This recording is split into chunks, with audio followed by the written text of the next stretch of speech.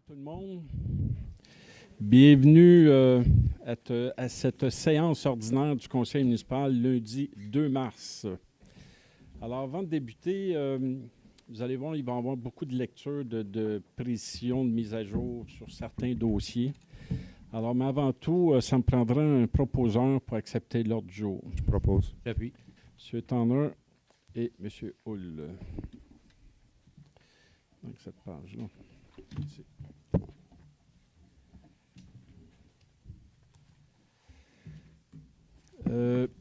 Pour les points 2 et 3, avant de donner la parole à Mme Pierrand, vous avez remarqué qu'il manque 2 personnes. Il y a M. Brault qui est en Floride actuellement, qui doit sûrement nous écouter en direct. Mais il y a également l'absence de Mme Imbeau. Je pense que c'est plus un secret, il y en a plusieurs qui le savent. Mme Imbeau a démissionné de son poste comme conseillère municipale du district 5 de la Signorie. Alors, c'est avec un grand regret que nous avons accueilli la démission de Mme Imbeau au sein de notre conseil. Mme Imbeau nous quitte pour des raisons de santé personnelle, mais je vous rassure, il n'y a rien de grave. L'ensemble des conseillers et conseillères et moi-même accueillons les raisons de sa démission. La santé, vous le savez, c'est essentiel et on doit en prendre soin. Nous tenons à souligner l'implication de Mme Imbeau au sein du conseil municipal ainsi que dans plusieurs comités depuis son arrivée en poste en novembre 2017. Mme Imbeau a toujours eu à cœur le bien-être de la population et a toujours soutenu l'équipe administrative de la ville. Et comme moi, je lui ai écrit lorsque j'ai reçu son courriel, je lui disais que ce qui va me manquer beaucoup, c'est ces questions qui étaient toujours extrêmement pertinentes, parce qu'elle nous obligeait à nous re-questionner dans nos façons de faire, dans nos façons de penser. Alors, naturellement, elle va nous manquer. Sur ça, on va passer au point numéro 2, Mme Pierrand. Oui, alors, comme vous l'avez mentionné, M. le maire, je dépose la lettre de démission de Mme Imbeau que j'ai reçue le 22 février dernier. Et je dépose également l'avis de vacances au poste de conseiller du district électoral numéro 5 de la Seigneurie. Alors, c'est fait.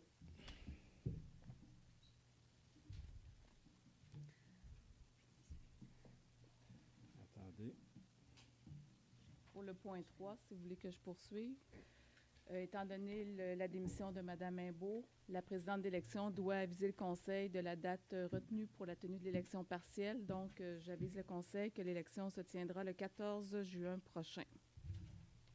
Voilà. Évidemment, les avis publics et les informations pertinentes pour les citoyens seront publiées là, prochainement dans le journal et sur le site web. Merci. 1, 2, 3. Alors, avant de donner la première période de questions, j'ai plusieurs choses à vous dire. Alors, premièrement, sachez que la cour municipale de la ville de Mont-Saint-Hilaire a été la cible d'actions malveillantes. C'est en réalité la Gendarmerie royale du Canada et le Centre canadien pour la cybersécurité qui ont informé la régie de police de la situation. La ville a été informée, elle, le 28 février, que des données de la cour municipale de Mont-Saint-Hilaire ont été rendues accessibles sur l'Internet clandestin, ce qu'on appelle le Dark Web, sans demande en échange. Les fichiers contenant les informations de constat d'infraction, c'est-à-dire on retrouvait le prénom, le nom, l'immatriculation de l'auto, ça va de soi, l'adresse, numéro de permis de conduire et date de naissance. Alors, les utilisations possibles des données accessibles sont restreintes, ça va de soi, l'information n'est pas très viable. Plusieurs de ces données sont déjà publiques. Alors, exemple, si vous passiez en cours, si vous aviez un jugement, votre contravention était, on pouvait le demander à l'accès à l'information. Alors, il y a eu environ 2600 constats d'infraction qui ont été concernés. Par contre, je vous rassure, il n'y a aucune information transactionnelle là. Tout ce qui est l'information bancaire de crédit, ce n'est pas là. On ne garde pas ça en mémoire. Sont concernés seuls les constats d'infraction émis via le système de billetterie électronique qui ont été transmis entre la régie intermunicipale de la police Richelieu-Saint-Laurent et la cour de Mont-Saint-Hilaire au cours de la période située entre le 16 juillet 2019 et 14 février 2020. Les gens concernés sont sont ceux qui ont reçu le constat d'infraction sur le territoire de Mont-Saint-Hilaire, Otterburn Park, Saint-Mathieu-de-Belleuil et Saint-Jean-Baptiste. Et c'est les 4 villes qu'on s'occupe. Les gens concernés sont, oui, ça je l'ai dit, dès que la ville et ses partenaires ont été informés, tous se sont concertés pour apporter les correctifs nécessaires afin de protéger les données et surtout éviter qu'une telle situation ne se reproduise. Plusieurs mesures ont été prises en place. Par exemple, on a changé les mots de passe, on a fait des ajouts de niveau de sécurité, on a fait de la restriction d'accès pour les fournisseurs externes. Selon l'enquête actuelle en cours, ça c'est la bonne nouvelle, il semble que ça ne viendrait pas, ça viendrait de l'externe. Alors, ça ne vient pas de l'interne de la ville ni de la régie de police. Mais pour l'instant, vous comprendrez qu'il y a une enquête, alors on va se limiter à ces commentaires-là. Pour la suite, ce qui est important, c'est que les personnes concernées par les constats d'infraction en cause recevront, puis je pense qu'ils l'ont déjà reçu, M. Saint-Onge, je vois. Alors, ils ont reçu une lettre afin de les informer de la situation et des mesures à entreprendre le cas échéant. Ce qui est important, si vous ne recevez pas de lettre, vous n'êtes pas concerné.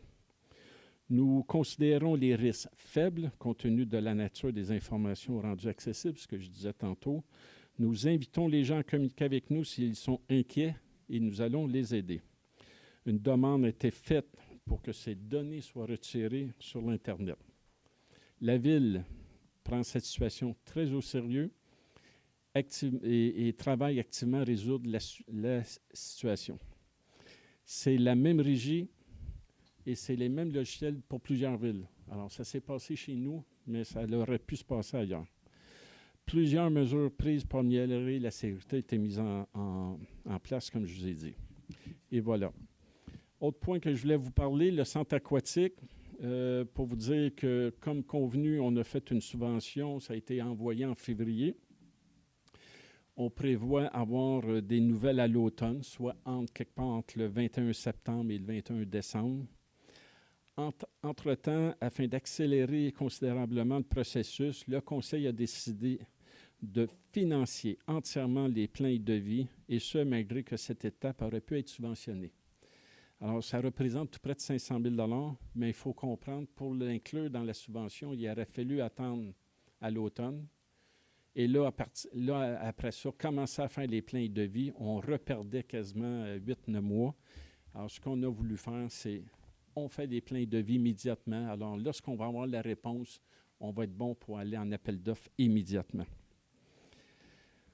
Alors, ça, c'est pour le centre aquatique. Le centre sportif, juste vous rappeler que la Ville de Mont-Saint-Hilaire est en accord avec un projet de centre sportif régional, à condition qu'il soit situé au bon endroit. C'est pourquoi qu'elle mandatera une firme pour trouver le site idéal pour accueillir ce type sur son territoire. Le 3 février dernier, les membres du Conseil, vous allez vous en souvenir, ont pris la décision de retirer une résolution de son ordre du jour, lequel concernait le projet du complexe sportif régional au Collège Saint-Hilaire. Nous croyons aux nombreux avantages d'un tel projet, mais il doit être situé de façon stratégique afin de desservir de la meilleure façon possible les citoyens et les citoyennes, tout en respectant notre plan d'urbanisme et le schéma de la MRC. Alors, en endroit ciblé au collège, il n'existe pas de voie d'accès direct, ce qui représentait une problématique majeure. Le projet doit être revu également parce que la création d'une voie d'accès aurait obligé l'utilisation des terres agricoles. La Ville devait statuer rapidement sur le projet parce que la demande de financement, comme vous le savez, c'était la même chose que la piscine, c'était au mois de février. Alors, nous allons donner un mandat de gré à gré à une firme pour étudier le site potentiel ici à Mont-Saint-Hilaire. Et je peux vous rassurer qu'il y a quand même des discussions avec le Collège Saint-Hilaire nous l'a dit qu'il était favorable à collaborer avec nous aux besoins. Voilà. Dernier point, la zone H60. Alors, le projet suit son cours. Il est toujours à l'étude par le comité de consultation. Il y aura éventuellement une séance extraordinaire sur ce projet. Les différentes parties impliquées doivent poursuivre les discussions. Il faut rappeler que ce projet du côté administratif est globalement conforme à nos règlements et que le promoteur est en droit de proposer ce projet. Rappelons que le PPU n'est pas un règlement. Il représente une vision d'urbanisme et n'est qu'un document d'intention. Il y a encore des discussions à y avoir et des décisions à prendre. Ça fait le tour des points que je voulais vous dire.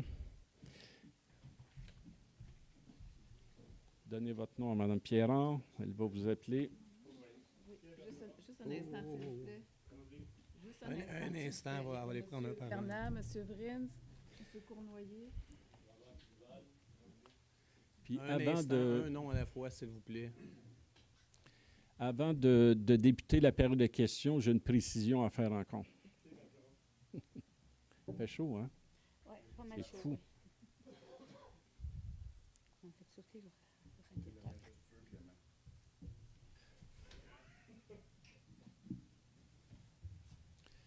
Alors, avant d'appeler Mme Pierron, j'aurais quelque chose à préciser.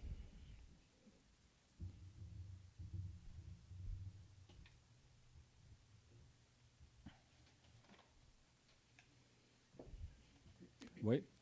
Alors, avant de débuter la période de questions, et afin de ne pas répéter la dernière séance, vous vous souviendrez qu'on a fini à minuit moins quart. Alors, j'aimerais faire un rappel. J'ai lu le règlement numéro 1001, règlement concernant la régie interne du Conseil de ville de Mont-Saint-Hilaire. Et je veux vous faire un rappel de ce que ce règlement stipule. Ils disent dans un premier temps, on sait que la première période de questions est de 30 minutes. C'est une période de questions et non pas une période de commentaires. Très important. La deuxième période de questions est également, selon le règlement, de 30 minutes maximum, renouvelable. Alors, comme les gens travaillent le lendemain, je vous mentionne, on ne veut plus finir à minuit. Alors, si ça se retarde, à 10h30, on mettra fin à la période de questions et on remettra ça au lendemain comme tel, s'il y a lieu. Autre point, malgré que le règlement stipule que la question, écoutez bien ça, la question doit être directe, succincte et non assortie de commentaires, vous comprendrez qu'on va quand même accepter un préambule, ça va de soi avec la question. Le préambule, maximum de 1 à 2 minutes que je vais accepter. Après, je vais devoir vous demander d'aller à la question et je vais insister. Le règlement dit également qu'il y a une seule question par personne qui peut revenir par la suite. On va comprendre que souvent, lorsqu'il y a une réponse à une question, ça l'amène automatiquement une deuxième question. Alors, on va accepter 2 questions. À l'article 5 du règlement, qui est le décorum, je veux vous rappeler que le président peut ordonner l'expulsion de quiconque lorsqu'il y a exemple de bruit, qui s'exprime sans avoir obtenu l'autorisation, etc. Mais également lorsqu'une personne entreprend un débat avec le public. Bref, dans ce dernier cas, je vais interrompre la personne si ça l'arrive. Je vais lui demander de retourner à s'asseoir, perdant son droit de question pour la soirée. Puis je vous le dis, je vais être extrêmement sévère sur l'application de ces règlements. Il faut rétablir l'ordre. C'est demandé par plusieurs citoyens. Alors, on peut commencer. M. Bernard. Bonsoir, Monsieur le maire, Monsieur, Dame. Monsieur le maire, est-ce que, exceptionnellement, vous me permettriez que je fasse un remerciement et non pas en question en premier lieu? Je me remercie Mme Imbeau pour, oui, ça c'est sûr pour ce soir. pour ce qu'elle nous a fait pour nous autres. Oui, tout à fait. Ça rallonge la liste des anciens conseils municipaux que je trouve déjà fort longue. Ce n'est pas la première fois que j'en parle. Maintenant, ma question. Oui. La dernière fois, je vous en avais parlé, mon souci de l'orientation des bâtiments. Comment est-ce qu'on pourrait faire pour payer moins cher l'électricité? Moi, je fais partie de la coop Saint-Jean-Baptiste d'électricité. Oui. J'ai reçu un message, une lettre que tous les citoyens, tous les membres de la coopérative ont reçu. Ils nous recommandent de laisser pénétrer le soleil par les fenêtres se trouvant du côté ensoleillé, fermer les rideaux ou les stores des fenêtres non exposées. Donc, là, j'ajouterais, encore faudrait-il qu'il y en ait des fenêtres côté ensoleillées. Oui. Pour ça, je réitère ma demande d'orienter des maisons un peu intelligemment. Vous sauverez beaucoup d'électricité. Bon, c'était très bref. Maintenant, pour le sujet des automobiles, on a parlé la dernière fois aussi de l'environnement. On compte les automobiles à Mont-Saint-Hilaire pour savoir combien il va y avoir de trafic. J'ai réfléchi là-dessus. Je trouvais ça un peu bizarre, monsieur le maire. Qu'est-ce que vous en pensez? Moi, j'avais 3 autos pendant 25 ans. J'en ai vendu une, il m'en reste 2. Donc, je réduis la circulation ma part d'un tiers. Quand je m'en vais quelque part, la plupart du temps, je m'en vais avec ma femme, donc la moitié de mes chars sont à la maison. Par contre, dans une voisine, les voisins, eux autres, une étudiante. Ils ont 2 autos. L'étudiante aussi le permis. Ils ont 3 permis de conduire une auto. Moi, chez nous, on a juste 2. Comment vous faites ces calculs pour savoir combien de circulation? Ma question. Calculez ça comment? Est-ce qu'on a une réponse à ça, à M. Saint-Onge ou quelqu'un des...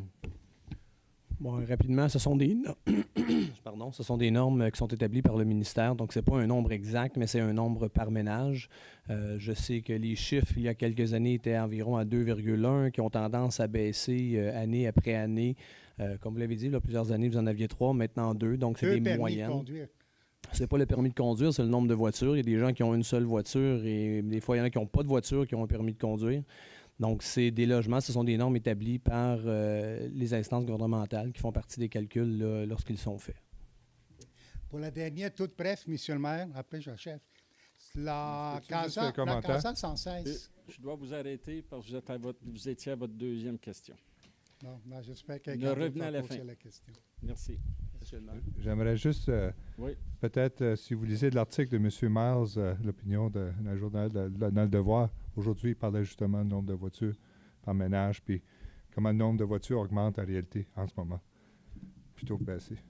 Donc, ça paraît aujourd'hui. Excellent. M. Vrins?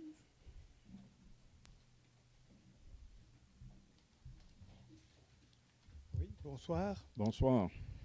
Je dirais qu'il y a plusieurs solides arguments pour lesquels on ne devrait pas construire densément dans la zone H60. Je vais soulever une question ce soir, parce qu'on est réduit un petit peu dans le nombre d'interventions qu'on peut faire. Pouvez-vous vous assurer que vous allez faire l'escalier avant d'autoriser la construction du 2e étage? Je m'explique. Le H60 est inclus en grande partie dans une aire TOD. Par définition, un TOD vise l'articulation d'un développement de l'urbanisation et du transport collectif. Le TOD, c'est l'établissement des collectivités dans lesquelles les habitants peuvent facilement accéder à pied, c'est-à-dire dans un rayon approximatif de 600 mètres, à un noyau de services et de commerce et une station de transport collectif. Regardons maintenant H60. Est-ce actuellement et avant tout un développement dans cette zone? Y a-t-il un aménagement structurel compatible avec un TOD? Ma réponse, c'est non. L'aire TOD de la zone de la gare et de la zone H60 est séparée par un mur. Ce mur s'appelle la 116, qui est une route nationale, pas une route provinciale. C'est une route nationale à 4 voies de circulation. Il n'y a pas d'aménagement pédestre, encore moins cyclable, pour longer ou la traverser. La gare et les commerces de proximité alimentaire sont tous de l'autre côté. Donc, ma question, pouvez-vous nous assurer que vous allez aménager la 116, soit l'escalier de notre maison, avant d'autoriser de construire le 2e étage? Je vous dirais, je vous donne la parole après, M. Hull. Je vous dirais, il faut la 116, écoutez, je sais que M. Saint-Onge parle avec l'MTQ 2-3 fois par année. Je vous dirais que pour les 5, 6, 7 prochaines années, la 116 n'est pas prévue au plan de la MTQ. Cependant, ça va être, je pense, le grand défi lorsque la 116 va se faire, d'aménager la 116 pour amener les gens de la zone H60 à la gare, au commerce. Donc, je comprends que vous allez attendre 6-7 ans avant d'autoriser un projet de développement d'H60, ou sinon, ça n'a aucun sens. Ben, je pense que l'un, on peut le faire le contraire, comme je vous dis, c'est-à-dire... Construire le 2e étage et pas mettre d'escalier. Et espérer que la 116 va se refaire. Et espérer bientôt. mettre un jour des escaliers. La demande, elle revient chaque année pour insister pour refaire la 116, mais ce n'est pas dans les plans de l'MTQ. Aller de l'avant avec la construction d'H60 sans prévoir les escaliers, c'est une aberration. Monsieur Hull, vous aviez un commentaire? Monsieur Vrins, Attendez. je veux juste des précisions. Vous avez parlé de l'AirTod. La H60 fait partie de 2 aires. Oui. L'un, c'est le premier, l'AirTod est à moins d'1 kilomètre de la gare. Donc, il y a une bonne partie de la Oui. H60 qui se retrouve là. Il y a également l'axe de rabattement qui est la 116, qui fait partie de la 200, qui est le transport en commun majeur. Oui. Donc, nous devons concevoir un 500 mètres de chaque côté de cet axe-là en tant que, c'est pas l'AirTod, mais c'est un axe de rabattement. Donc, c'est le nombre de logements également élevé. Je comprends, mais dans cette zone-là, il n'y a pas de passage pour piétons, il n'y a pas de trottoir et il n'y a pas de circulation pédestre. Et si vous y allez maintenant, là, il n'y a même pas de lumière de circulation, de lumière. Ça, c'est dans les Donc, projets. C'est dans les projets qui vont venir. OK? Oui, mais ça va venir. Mais moi, je trouve la logique, là, c'est de se dire, Oui. là, on va faire ça, puis après ça, on va aménager convenablement le H60. Je ne suis pas contre le développement de la H60. Ce que je suis contre, c'est de se dire, là, on va pelleter encore une fois en avant, on va construire là, puis après ça, on va se retrouver devant des méga problèmes. Les gens seront insatisfaits parce qu'il n'y a pas de trottoir. Oui. Il n'y a même pas de trottoir. Il n'y a pas de piste cyclable, pas de trottoir, même de pédestre. Et puis, dans le développement prévu de H60, il y a une route qui était prévue pour déboucher sur la rue des Falaises, près de la station des pompiers. Mais maintenant, c'est devenu un cul-de-sac. Donc, on a barré cet accès-là pour le faire arriver au niveau entre le Bordua et la garderie. Et là, il n'y a pas d'intersection, il n'y a Ouais. pas de croisement de route. Il y a il y a encore beaucoup de travail à faire. Ça, je Oui. l'admets. Ouais, c'est ça. Ça, il y a encore beaucoup de travail à faire. Commençons par là. On est quand Mais même un M. premier balbutiement. Saint-Onge, corrigez-moi si je me trompe, mais si le projet est conforme, mettons qu'il est conforme, on ne pourrait pas le retenir pendant 6, 7 ans, 8 ans, 10 ans, le temps de dire, quand la SACES va se faire, on va faire le projet. Est-ce que je me trompe, M. Saint-Onge? Je m'excuse, s'il y a une demande de permis qui est déposée conforme aux règlements municipaux, les élus ne pourront pas se prononcer sur la demande de permis. Ils pourront se prononcer sur le PIA qui suivra, donc le style d'aménagement, ce qui est conforme ou non aux orientations architecturales.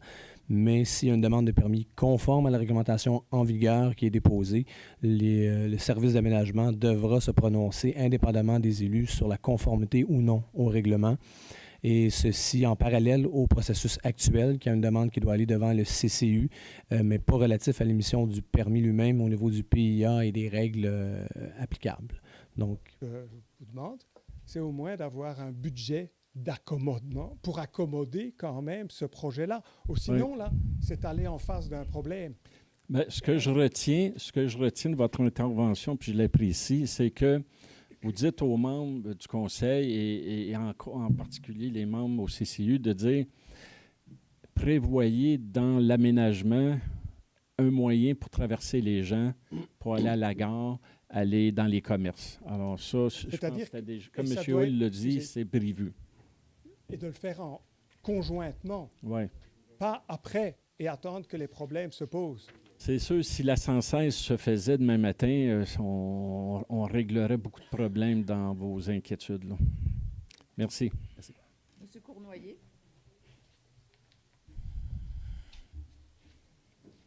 Bonjour, Monsieur le maire et les conseillers. Bonjour, M. Cournoyer. Je parle au nom de l'Association des citoyens Oui. de Mont-Saint-Hilaire.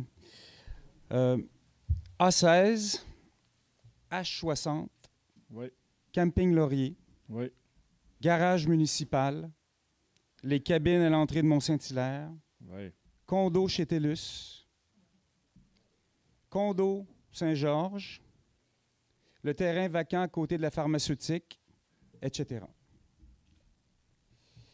On voit déjà là, avec le Bordua qu'on ne voit plus la montagne, hein, quand on passe sur la 116. Avez-vous une vision globale sur l'impact que ceux-ci, tous ces projets, auront sur la circulation et la qualité de vie des citoyens dans les prochaines années?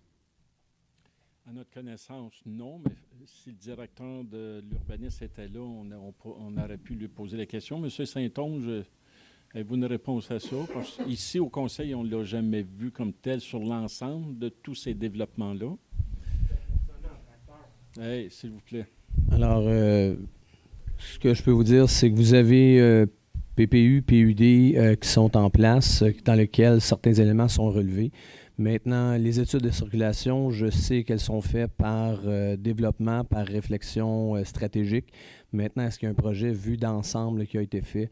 Ça pourra relever du conseil lors de prochaines discussions, mais c'est sûr que le premier élément auquel je vous référerai, c'est le PUD et le PPU, en espérant que les actions du conseil se rapprochent le plus près possible de cette vision d'ensemble qui a été faite dans le passé. Les citoyens sont inquiets. Oui. Hein? Sont inquiets et ont l'impression qu'on fonctionne au niveau de chacun des projets sans regarder l'ensemble, la totalité des impacts. Et les citoyens sont déjà prononcés en grande partie en opposition au PUD à l'époque. Hein?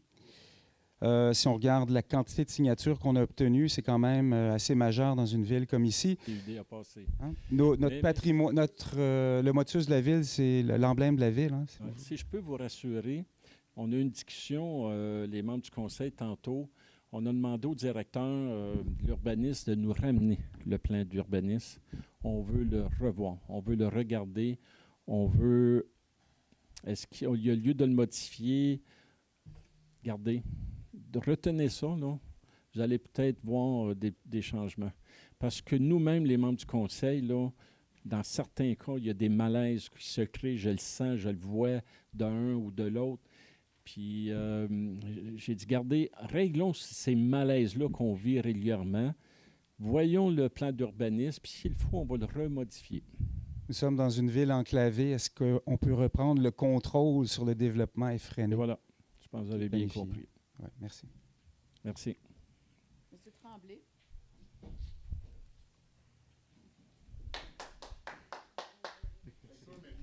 Hey, s'il vous plaît. Non, c'est sérieux. Hey, wow. On se calme. On se calme. Bon. Bonjour. Bonjour, M. Tremblay. Patrimoine agricole. Oui. Préserver qu'est-ce qu'on est comme société. Garder aussi notre patrimoine agricole pour nos enfants.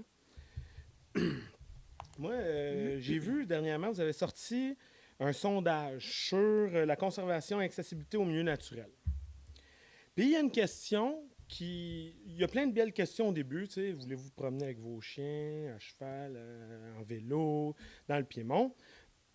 Jusqu'à temps on arrive à la question 9. Parmi les affirmations suivantes, lesquelles correspondent mieux à votre opinion quant à la protection des milieux naturels à Mont-Saint-Hilaire? Okay. La superficie actuelle des milieux naturels est protégée et suffisante. Deuxième question, la superficie la ville devrait acquérir et protéger 25% des milieux naturels et non protégés. La ville devrait acquérir et protéger 50% des milieux naturels non protégés. La ville devrait acquérir et protéger 75% des milieux naturels non protégés. Et la ville devrait acquérir et protéger 100% des milieux naturels non protégés. Mm-hmm. Sachant que ces milieux naturels-là sont des terres agricoles dont ont des boisés et font la production acéricole ou production forestière avec ingénieurs forestiers. Mm-hmm. Moi, je voudrais savoir si 17 000 personnes de la ville cochent à 100%, parce que les questions sont vraiment favorables à cocher 100%, parce que moi, je cocherais 100%, j'habiterais un peu n'importe où, dans un condo, une belle petite maison. C'est sûr, j'ai le goût d'aller me promener dans le Piémont. Mais là, vous faites quoi avec notre 100% de territoire agricole que vous voulez requérir? Vous allez comprendre qu'on va prendre connaissance du résultat avant de vous répondre à ça. Je ne peux pas vous donner, puis il n'y a personne ici qui peut vous donner une réponse à ce moment-ci. Il faut recevoir les réponses du sondage et faire une réflexion à ça. Mais la réponse du sondage, quand vous le marquez, vous n'avez aucune idée. Vous avez fait un sondage sans avoir aucune idée de la... Si demain matin, vous avez 17 000 personnes qui répondent. Moi, je veux savoir ça. Vous avez 17 000 personnes qui répondent au sondage, comme quoi on achète 100% des producteurs agricoles à Saint-Hilaire qui restent. M. Gilbert, tu avais une réponse? Oui, j'ai plusieurs réponses. J'essaie d'aller vite. Là. Vous avez dit l'incompatibilité entre la conservation et le milieu agricole. Il y a des servitudes de conservation qui ont été données à quelques propriétaires d'ailleurs à flanc de montagne, puis on leur permet encore de faire de la sériculture. Donc, c'est possible de ménager Ah, la ben, chèvre et le chou. J'en suis un. Moi, je veux juste savoir, parce que là, présentement, comme que c'est là, c'est parce que quand tu tombes en conservation, Mhm. les lois sont plus sévères que si tu es juste producteur acéricole. Fait que, tu sais, moi, je le sais que le terrain que je vous ai cédé, tu sais, le bras qui monte là, de 1 arpent par 10 arpents, là, j'en ai cédé 3 là, pour bâtir ma maison. Moi, je sais que ce bras-là, c'est plus compliqué là, à faire. Là. Mhm. Tu sais, c'est pas pareil. Puis quand que tu mets en conservation, si ton équipement il brûle, c'est bien beau, mais tu fais quoi? T'as-tu le droit de rebâtir? T'as-tu pas le droit de rebâtir? Tu peux-tu faire les mêmes pratiques? La foresterie se fait comment? Est-ce que là, tu vas déranger la plante que quelqu'un a dit qu'elle est importante, mais à un moment donné, il faut que tu ouvres dans le bois. Il y a des travaux forestiers pour garder une pérennité puis garder nos terres vivantes. Parce que c'est pas vrai que tu peux... On peut faire comme McGill, c'est bien beau, là, la grille du frein est rentrée dans le décor. Aux États-Unis, ils ont attaqué avant. Là, on se ramasse que, on subit, ben c'est pas de trouble, si on laisse la vie faire. Mais il n'y aura plus de frein de blanc. Puis après, ça va être quelle autre affaire qui va nous rentrer dedans? Mhm. Tu sais, il faut être proactif en agriculture. Si tu n'es pas proactif, tu te fais manger à un moment donné. Si tu n'as pas le choix, tu n'es plus capable de survivre. Mais nous autres, on survit parce qu'on est proactif, puis on fait attention à nos terres agricoles. Mais quand on lit ces questions-là, on dit, Caroline, Pour répondre à votre question, à savoir est-ce que je peux reconstruire, etc., ça, je vous inviterais à venir rencontrer le service d'urbanisme qui va pouvoir vous répondre à ça. Nous, on n'a pas... Moi, ma question était à 100%, c'était quoi votre plan? Ben, je vous l'ai dit. On va attendre le sondage, puis après ça, on prendra des gestes, puis on pourra vous transmettre tout ça. Merci. Merci. Monsieur Bergeron?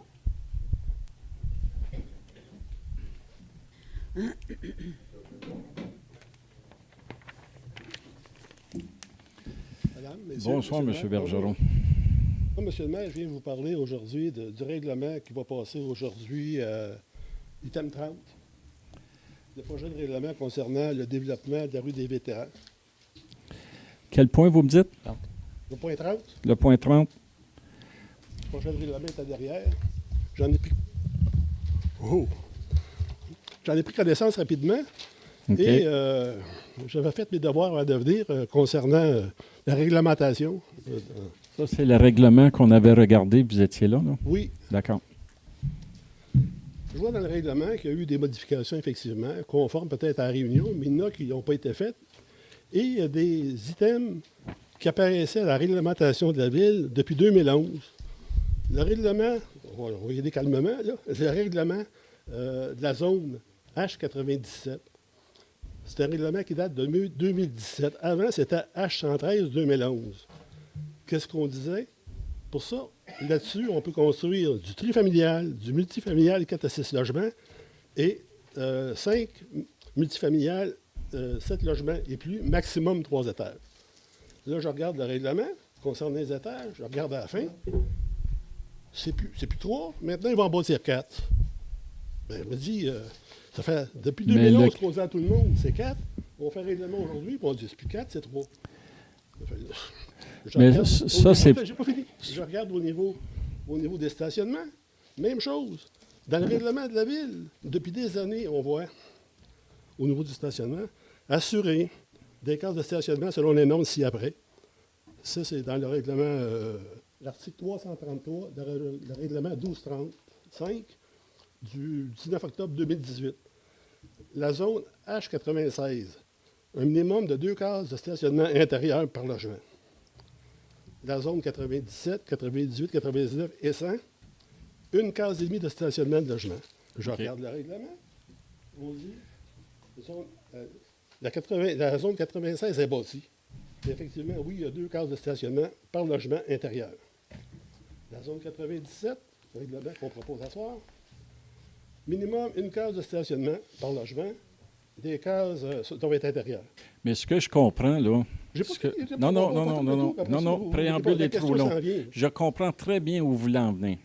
Même si vous l'expliquez pendant une demi-heure, on le comprend. Mais est-ce que je comprends que le nouveau règlement remplace ce que vous dites? Oui. Bon. Alors, oui, c'est sûr que là... L'affaire que, monsieur le maire, vous comprenez, il y a des règlements qui sont en place depuis 10 ans. Puis là, pendant 10 ans, ben là, ça ne dérange personne ne veut bâtir là. Ça fait que tout est beau, on dit ça, c'est pas pire. Maintenant, la journée où quelqu'un veut bâtir, là, la ville s'assoit avec un promoteur, ils discutent, Puis ensemble, ben, du garde de logement, là, c'est pas une mauvaise. Mais Ça va donc rien qu'une, pas deux.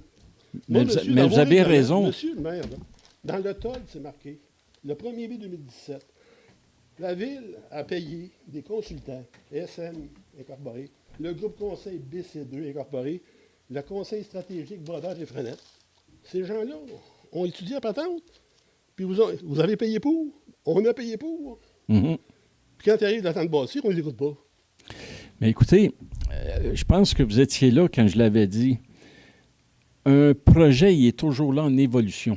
Alors, le projet que vous parlez, là, les zones H, tout ça, là, c'est sûr, il y a 10 ans pour aujourd'hui, ça peut devenir un nouveau projet. Puis c'est ça qui s'est passé en Non, mais réalité. quand le Ville a dit au promoteur, tu vas bâtir sur ce terrain-là, puis je vais le marquer très bien, tu vas bâtir 24 logements, pas plus, sur ce terrain-là. Il va avoir 3 étages, il va avoir 2 cases de stationnement. Attendez, là. Puis là, c'est plus ça. Aujourd'hui, il Attendez, arrive. là, puis il y a- il y a le PEMAD qui rentre en ligne de compte. Pardon? Le PEMAD, il y a un minimum d'unités qui doit avoir Oh, là. non, j'ai rien pour les unités, Bon, c'est des étages. mais regardez, c'est comme ça fonctionne. Il y a un projet, il y a des règlements sur un terrain quelconque. Il y a un promoteur qui arrive et il dit voici, moi je vous propose un projet. C'est étudié par les membres du CCU, c'est accepté. Et là, on fait les modifications. Non, mais le gars, il vous propose quelque chose qui est non conforme à votre réglementation. Il Écoutez, dit non. Ben Regardez, là, moi, je suis allé sur C'est place. pas comme ça fonctionne. Non, ça devrait fonctionner de même, par Ben exemple. non. Bon, je suis allé voir sur place. Je me mets sur la rue Côté. Je vois les 2 blocs qui ont été bâtis, zone 96. Là, je regarde. 15 pieds plus haut, c'est là qui va être le terrain développé. Il est sur un plateau. Et puis, en plus, il est déjà plus haut d'une quinzaine de pieds. On dit, ben c'est pas grave, 3 étages. Pendant non 4. Je comprends pas votre affaire. Regardez, on a consulté. Vous étiez là. Vous étiez là, je vous l'ai puis dit. vous nous avez jamais soumis ça lors de la rencontre. Quand on s'est rencontrés la dernière fois, vous étiez là?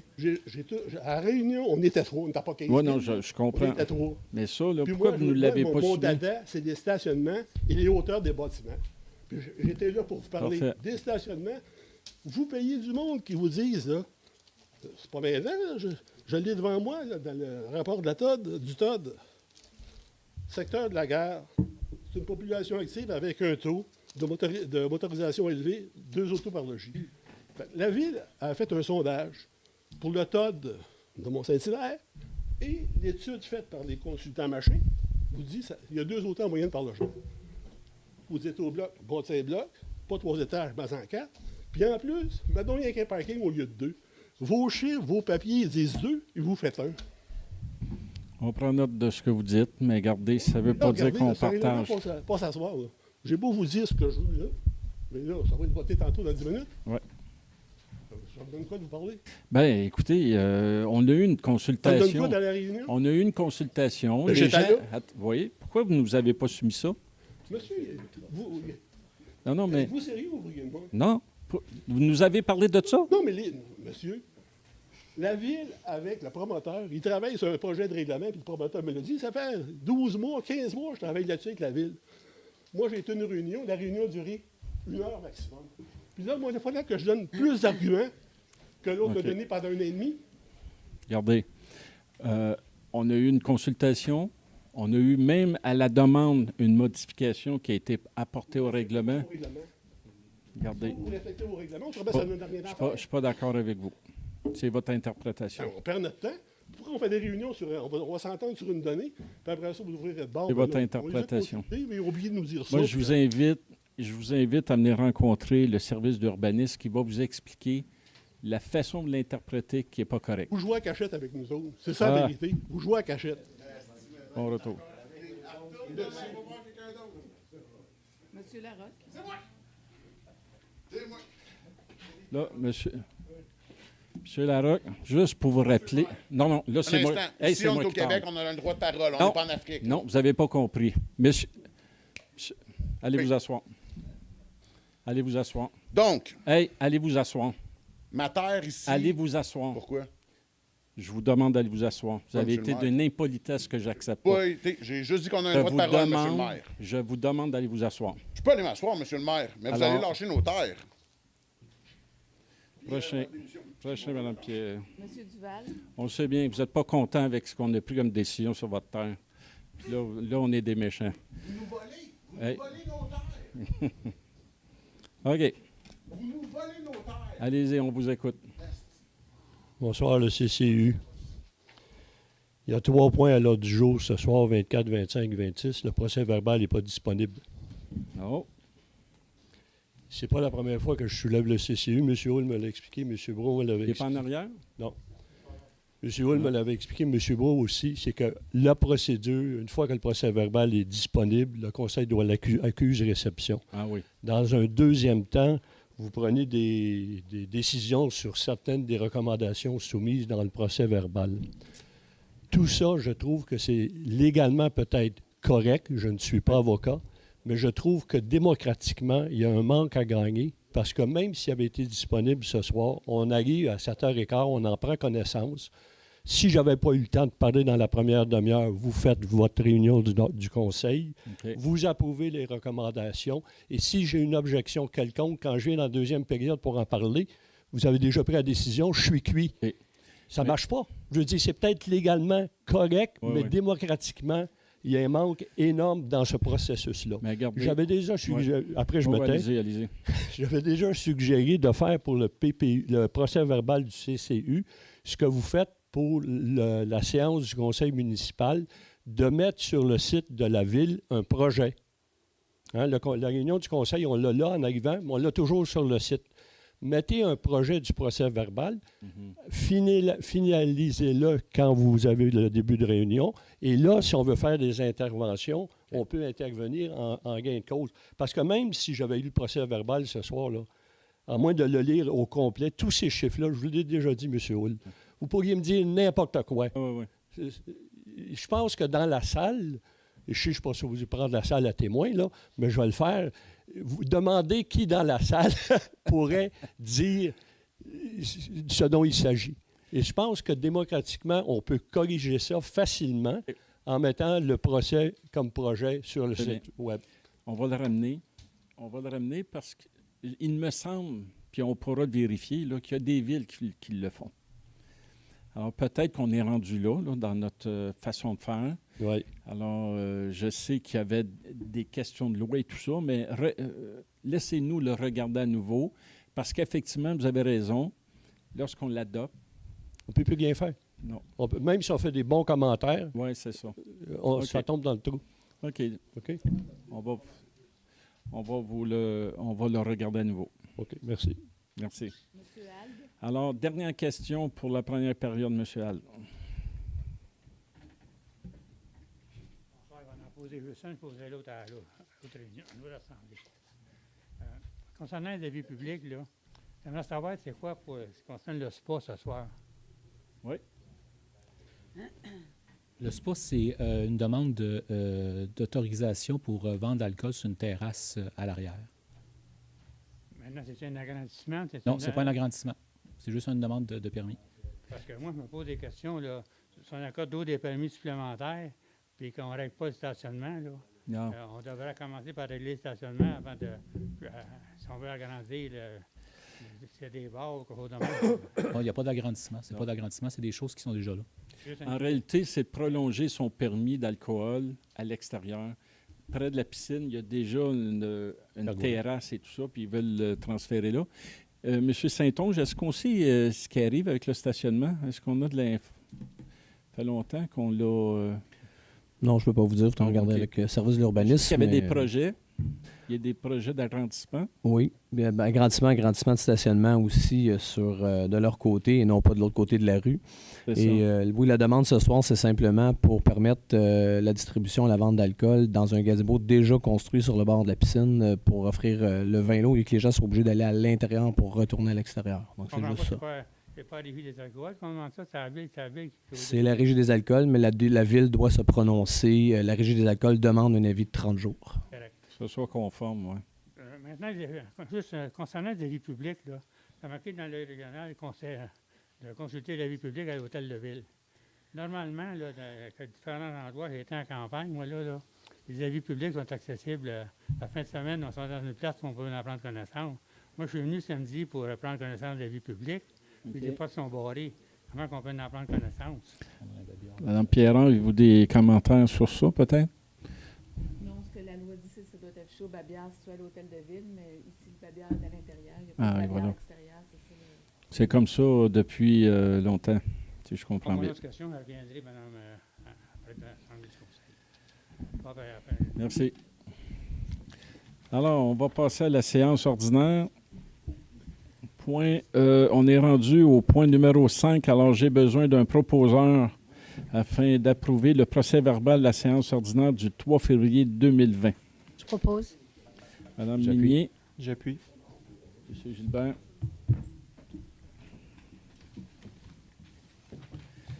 Point numéro 6. S'il vous plaît. Alors, je vous le souhaite avec le plus grand des plaisirs. Point numéro 6, bordereau des comptes à payer. Alors, j'ai besoin d'un proposeur pour approuver les bordereaux des comptes à payer numéro 2020-03A au montant de 2 852 682,46, incluant les cotisations à divers regroupements ou associations au montant de 703,22, numéro 2020-03B au montant de 1673,2, numéro 2020-03C au montant de 347,168,36 sous, numéro 2020-03D au montant de 69 699,40, ainsi que le rapport concernant les dépenses autorisées au cours de la période du 30 janvier au 28 février 2020. Je propose. J'appuie. M. Hull, M. Gilbert. Point numéro 7, c'est pour les ressources humaines, Mme Minier. Alors, je propose que le rapport des ressources humaines numéro 2020-03 préparé par Mme Annie Dionne, directrice des ressources humaines, en date du 27 février 2020 pour la période du 30 janvier au 26 février 2020 soit et approuvé par ce Conseil. J'appuie. M. Hull appuie. Tout le monde est d'accord? Oui. Numéro 8, c'est concernant l'embauche d'un nouvel employé. M. Gilbert. Je propose que ce conseil autorise l'embauche de Mme Nadia Laroche au poste de régulier de coordonnateur aux activités événementielles au service des loisirs, suivant la convention collective de travail des employés col blanc de la ville de Mont-Saint-Hilaire, et ce à compter du 23 mars 2020. J'appuie. Alors, M. Turner appuie. Tout le monde est d'accord? Oui. Oui. Naturellement, on va souhaiter la bienvenue à Mme Laroche. Voilà, bienvenue, Laroche. Elle bienvenue commence Mme quand, Laroche. M. Saint-Onge? Pardon? Elle commence quand? Ça le dis-tu? Aucune idée. Bientôt. Bientôt. Autour du 23. Bientôt. Merci. Point numéro 9, c'est une nomination à un poste, M. Hull. Je propose que ce conseil nomme Mme Sarah Tomassini au poste d'inspecteur municipal au service de l'aménagement du territoire et de l'environnement, classe 12, suivant la convention collective de travail des employés col blanc de la ville de Mont-Saint-Hilaire, et ce, à compter du ouvert le 30 mars 2020. En appuyant. J'appuie. Gilbert appuie. Tout le monde est d'accord? Oui. Oui. Juste un petit mot. Félicitations à Mme Tomassini. Oui, tout à fait. Point numéro 10, c'est nomination d'un membre pour un mandat. Alors, c'est moi qui le fais. Excusez. Alors, j'ai besoin d'un proposeur pour nommer Mme Elisabeth Roberge à titre de membre citoyen au sein du comité suivi politique de la famille des aînés de la ville de Mont-Saint-Hilaire et renouvelle le mandat de Mme Marie-Hélène Vinette à titre de membre citoyen au sein du même comité pour la période du 3 mars 2020 au 2 mars 2022 et que ce conseil renouvelle également le mandat de M. Albert Churchill à titre de membre citoyen sur le même comité pour la période du 3 mars 2020 au 2 mars 2021. J'appuie. Je propose. Mme Minier propose. Mme Minier appuie. M. Hull propose.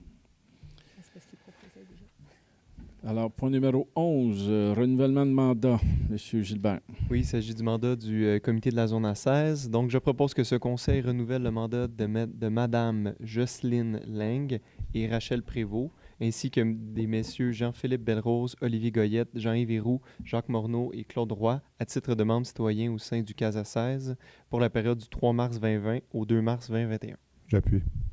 M. Turner appuie. Tout le monde est d'accord? Oui. Oui. Point numéro 12, pour une désignation, Mme Minier. Alors, je propose que le préambule fasse partie intégrante de la présente résolution, que ce conseil désigne la Régie intermunicipale des services animaliers de la vallée Richelieu à titre de responsable de l'application du règlement d'application de la loi visant à favoriser la protection des personnes par la mise en place d'un encadrement concernant les chiens. En appuyant. J'appuie. M. Gilbert appuie. Tout le monde est d'accord? Oui. Point numéro Monsieur le maire. 13. Monsieur le maire. Je voudrais juste ajouter un point qui est assez important. C'est un nouveau règlement qui a été adopté par la province du Québec, dont l'application est transférée aux municipalités sur les chiens. Il y a des communiqués présentement sur notre Facebook, sur Internet, et j'inviterais vraiment tous les citoyens qui ont un chien ou qui ont l'intention de se procurer un chien d'aller voir cette nouvelle réglementation-là. On parle de, selon le poids du chien, d'avoir des longueurs de laisse, d'avoir des licous, d'avoir des muselières complètes, d'avoir des médailles rouges. C'est très spécifique pour les chiens jugés dangereux. Alors, il y a plusieurs règles comme ça. Donc, si vous avez un chien de petite taille ou grande taille ou les grands mastodontes, ces choses-là, assurez-vous d'aller voir la réglementation. Elle est en avis public, elle est disponible. Il va y avoir de la campagne de sensibilisation qui va être faite. Mais c'est un règlement qui est au Québec assez sévère suite à tout ce qui s'est passé. Donc, c'est vraiment à titre informatif. Là, je vous recommande fortement d'aller faire la lecture de ces règlements-là. Je pourrais rajouter juste un peu, c'est que tous les chiens, sans exception, les médailles sont obligatoires. Sans exception. Donc, c'est très important de vous faire enregistrer votre chien pour que qu'ils aient sa médaille. Et la médaille doit être portée en tout temps quand vous sortez vos chiens. C'est obligatoire. Oui, et le règlement entre en vigueur sur le territoire du Québec pour toutes les municipalités dès demain matin. Donc, c'est assez rapide. Le gouvernement fait ça très, très rapidement. Donc, ça va falloir bouger vite. Et une des choses, exemple, c'est qu'un chien ne peut pas se retrouver sur un terrain privé s'il n'a pas été préalablement autorisé par le propriétaire pour lequel le chien est présent. Donc, imaginez-vous, votre chien va juste sur le terrain du voisin et vous êtes systématiquement passible d'une amende à ce moment-là. Donc, c'est toutes ces choses-là qu'il faut regarder, bien évaluer dès demain matin pour les prochains de mémoire, l'amende est entre 500 et 1500 $. Oui. Pensez-y bien, hein? OK. Alors, ça, c'est le point 12. Point 13, désignation de l'inspecteur, Mme Minier. OK. Donc, il est proposé que ce conseil désigne à titre d'inspecteur pour notamment mettre en application la section 5, inspection et saisie du règlement d'application de la loi visant à favoriser la protection des personnes par la mise en place d'un encadrement concernant les chiens. J'ai une autre page. Okay. Les patrouilleurs inspecteurs de la Régie intermunicipale des services animaliers de la Régie de la vallée Richelieu, dûment nommés suivants, M. Pierre de Gagné, Pierre Fortin et Mathieu Saint-Amand, ainsi que tout autre patrouilleur inspecteur dûment nommé par ladite Régie. Les agents de la Régie intermunicipale de police Richelieu-Saint-Laurent, que les personnes ci-dessus mentionnées sont autorisées à effectuer les inspections, les saisies et la délivrance des constats d'infraction, le tout conformément au règlement d'application de la loi visant à favoriser la protection des personnes par la mise en place d'un encadrement concernant les chiens. J'appuie. Monsieur Hull appuie. Tout le monde est d'accord? Oui.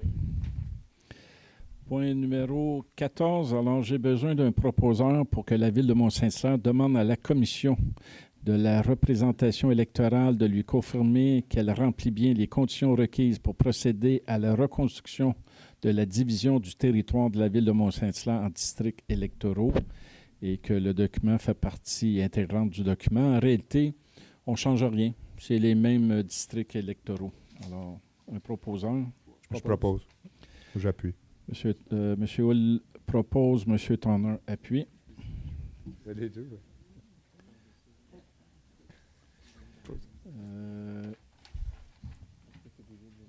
Alors, point numéro 15, c'est pour une aide financière, Mme Minier. OK. Donc, je propose que ce conseil autorise la Ville de Mont-Saint-Hilaire à verser une aide financière aux organismes suivants. Aux Amis de la vallée du Richelieu, à la Maison Victor-Gadebois, à la Fabrique de la Paroisse, au Cercle littéraire Françoise Loranger, que cette dépense soit payable à même le budget budgétaire. 02 795 70 9 75. Fait que je pense que c'est beau. En appuyant. Oui. J'appuie. Monsieur Olapuy, premier que parler. D'accord. Point numéro 16, concernant participation d'un élu à un événement, Monsieur Tanner. Je propose que ce conseil autorise la participation de M. Émile Grenon-Gilbert, conseiller municipal, à la journée 5e rendez-vous collectivité viable offerte par l'organisme Vive en Ville, qui se tiendra le 26 mars 2020 à Montréal, et autorise le remboursement de la dépense prévue au montant de 288,30 $, incluant les taxes, ainsi que le remboursement des dépenses encourues. J'appuie. Monsieur Olapuy, tout le monde est d'accord? Oui. Point numéro 17, session de terrains municipaux au centre de services scolaires, Monsieur Gilbert. Oui, je vais lire tout de suite la résolution. Par la suite, j'ai quelques commentaires à dire. Je propose que ce conseil demande au gouvernement du Québec de surseoir à sa décision d'obliger les municipalités à céder gracieusement leur terrain pour la construction ou l'agrandissement d'établissements scolaires et de prévoir dans le PQI 2020-2029 et dans son prochain budget, à l'instar de ce qui se fait pour les autres infrastructures nécessaires aux missions de l'État, les sommes nécessaires pour l'acquisition des terrains requis pour la construction ou l'agrandissement d'établissements scolaires. Que ce conseil demande également au gouvernement du Québec de légiférer afin de prévoir que les villes ont pleine légitimité quant à l'emplacement optimal des futures écoles sur leur territoire afin de tenir compte du contexte géographique, du contexte démographique, des infrastructures existantes ou à venir et du plan de développement durable en vigueur. Qu'une copie de la présente résolution soit transmise aux différentes instances. Un appuyeur, puis après ça. Oui, un appuyeur. J'appuie. Monsieur Olapuy, tout le monde est d'accord? Oui. Oui. Donc, vous avez pu remarquer, le projet de loi 40, c'est le projet de loi sur l'instruction publique qui a été déposé dernièrement par le gouvernement. Là où est-ce que, je peux parler pour le conseil, là où est-ce qu'on trouvait que le bas blessait, c'est que justement, le principal argument qui est dit par le gouvernement à ce moment-ci, c'est que juste avec l'effet foncier d'une venue d'une nouvelle école, la municipalité, on était capable d'engranger d'autres revenus. Or, il a été prouvé que c'est tout à fait le contraire, c'est que la venue d'une nouvelle école, oui, tu as des nouvelles entrées foncières évidentes, ça augmente la richesse foncière des maisons aux alentours, par exemple, sauf que c'est insuffisant pour pallier au déficit infrastructurel que ça peut causer et les autres services. Donc oui, une nouvelle école, ça apporte une hausse de la richesse foncière, sauf que ça apporte des services aussi. Donc il faut bien sûr déblayer les rues, avoir plus de trottoirs. Il y a beaucoup d'entretiens qui sont reliés à ça. Et finalement, c'est la CMM puis d'autres instances, CMQ, qui ont tout à fait prouvé le contraire, que finalement, c'est beaucoup plus de dépenses pour une municipalité que les revenus qu'elle était capable d'accaparer. Puis ça, c'est peut-être à point de vue personnel. Moi, je trouve ça juste intéressant de s'asseoir, d'avoir un dialogue avec le ministère, puis finalement de réaliser que le but, c'est pas nécessairement de savoir qui paye, mais surtout, qu'est-ce qu'on veut comme urbanisme scolaire, puis améliorer l'urbanisme scolaire au Québec, puis ça serait quoi la meilleure manière de le faire. Donc, je pense que c'est une des manières d'asseoir finalement le ministère avec les villes. Et si je peux en rajouter, la CMM, la Communauté métropolitaine de Montréal, a fait une analyse de ce qui s'en vient pour les 10 prochaines années. Et c'est plus de 600 millions d'investissements en achat de terrain dans le Grand Montréal. Alors, c'est beaucoup d'argent. Et la Fédération et l'Union des municipalités du Québec également se sont prononcés contre. Mais il faut dire que ce qui a peut-être choqué les unions et les élus, c'est que le gouvernement a mis ça sans nous en parler. Et et on a un phénomène, Montréal le vit beaucoup. J'étais à la CMM la semaine dernière, puis on en a parlé, puis la mairesse en parlait beaucoup. C'est la hausse des terrains qui est tellement élevée, peut-être tout près de Montréal, que ça devient un coût incroyable pour les municipalités. Alors, malgré qu'on le fait déjà, mais ce n'est pas dans la loi, hein, on le sait, nous, on a donné un terrain pour la nouvelle école, mais on dit entre ça et l'imposer, c'est deux choses. Alors, c'est pour ça que les gens ont demandé à toutes les villes de faire la résolution qu'on a fait aujourd'hui. Et voilà. Point numéro 18, programme de la taxe sur l'essence, M. Tanner.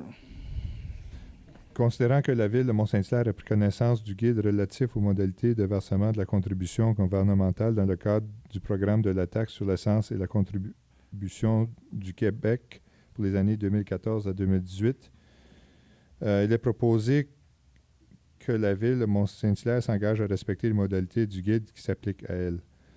Que la Ville approuve le contenu et autorise l'envoi au ministère des Affaires municipales de l'habitation MH, de la programmation de travaux jointes à la présente et de tous les autres documents exigés par le ministère en vue de recevoir la contribution gouvernementale qui lui est confirmée dans une lettre du MAMH, que la Ville de Mont-Saint-Hilaire s'engage à réaliser le seuil minimal d'immobilisation en infrastructure municipale fixé à 28 $ par habitant par année, soit un total de 140 $ par habitant pour l'ensemble des 5 années du programme, et que la Ville de Mont-Saint-Hilaire s'engage à informer le MAMH de toute modification qui sera apportée à la programmation de travaux approuvés par la présente résolution. Que cette résolution est en conformité avec le rapport de M. Jean Lancio, directeur du service de l'ingénierie, en date du 19 février 2020. J'appuie. M. Gilbert appuie. Tout le monde est d'accord? Oui. Oui. Point 19. Alors, j'ai besoin d'un proposeur pour que ce conseil approuve le rapport d'activité 2019 relatif au plan de mise en œuvre du schéma de couverture de risque avec le service d'incendie, qui est l'année 3, lequel est joint à la présente résolution. Je propose. J'appuie. M. Turner propose, M. Hull appuie. Tout le monde est d'accord? Oui. Point numéro 20, alors j'ai également besoin d'un proposeur pour demander à la municipalité régionale de comté de la vallée du Richelieu de faire la demande au ministre de la Sécurité publique de reporter la modification du schéma de couverture de risque et d'attendre la révision en janvier 2022 pour y apporter les modifications nécessaires parce qu'il nous reste quelques éléments à compléter. Je propose. Jean Minier propose. M. Hull appuie. Tout le monde est d'accord? Oui. Point numéro 21. Alors, grille de critères d'évaluation de pondération. M. Turner.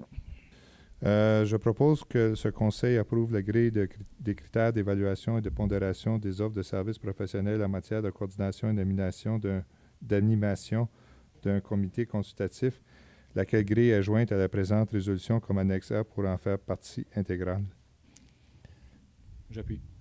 M. Hull appuie. Tout le monde est d'accord? Oui.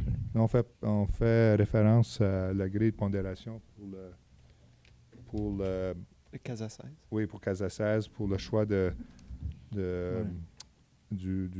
on l'appelle, du facilitateur, animateur. Coordinateur, animateur du comité, oui, merci. Son mandat, je pense qu'on l'a expliqué dans le dernier conseil que son mandat il a été expiré et qu'on doit aller en appel d'offres. Donc, il y a une grille de pondération qui a été faite. Et cette grille-là va aussi servir pour d'autres postes plus tard, pour d'autres travaux. Donc, c'est une grille qui est standardisée. Donc, c'est ça qu'on a passé tantôt. Merci des précisions. Point numéro 22, c'est une autre grille d'évaluation de pondération, Mme Minier. Donc, je propose que ce conseil approuve la grille des critères d'évaluation et de pondération des offres et des services professionnels d'une équipe multidisciplinaire pour la conception et la préparation des plans et devis et la surveillance des travaux d'aménagement de parcs, laquelle grille est jointe à la présente résolution comme annexe A pour en faire partie intégrante. Gilbert appuie. Tout le monde est d'accord? Oui. C'est la même chose pour cette nouvelle grille-là. Ça va servir pour tous les parcs de la ville de Mont-Saint-Hilaire. 22, 23. Alors, c'est concernant un compte-rendu, M. Gilbert. Compte-rendu du CCEDD, Comité d'environnement. Donc, je propose que ce conseil accuse réception du compte-rendu du 8 janvier 2020 du CCEDD. J'appuie. M. Hull appuie. Tout le monde est d'accord? Oui.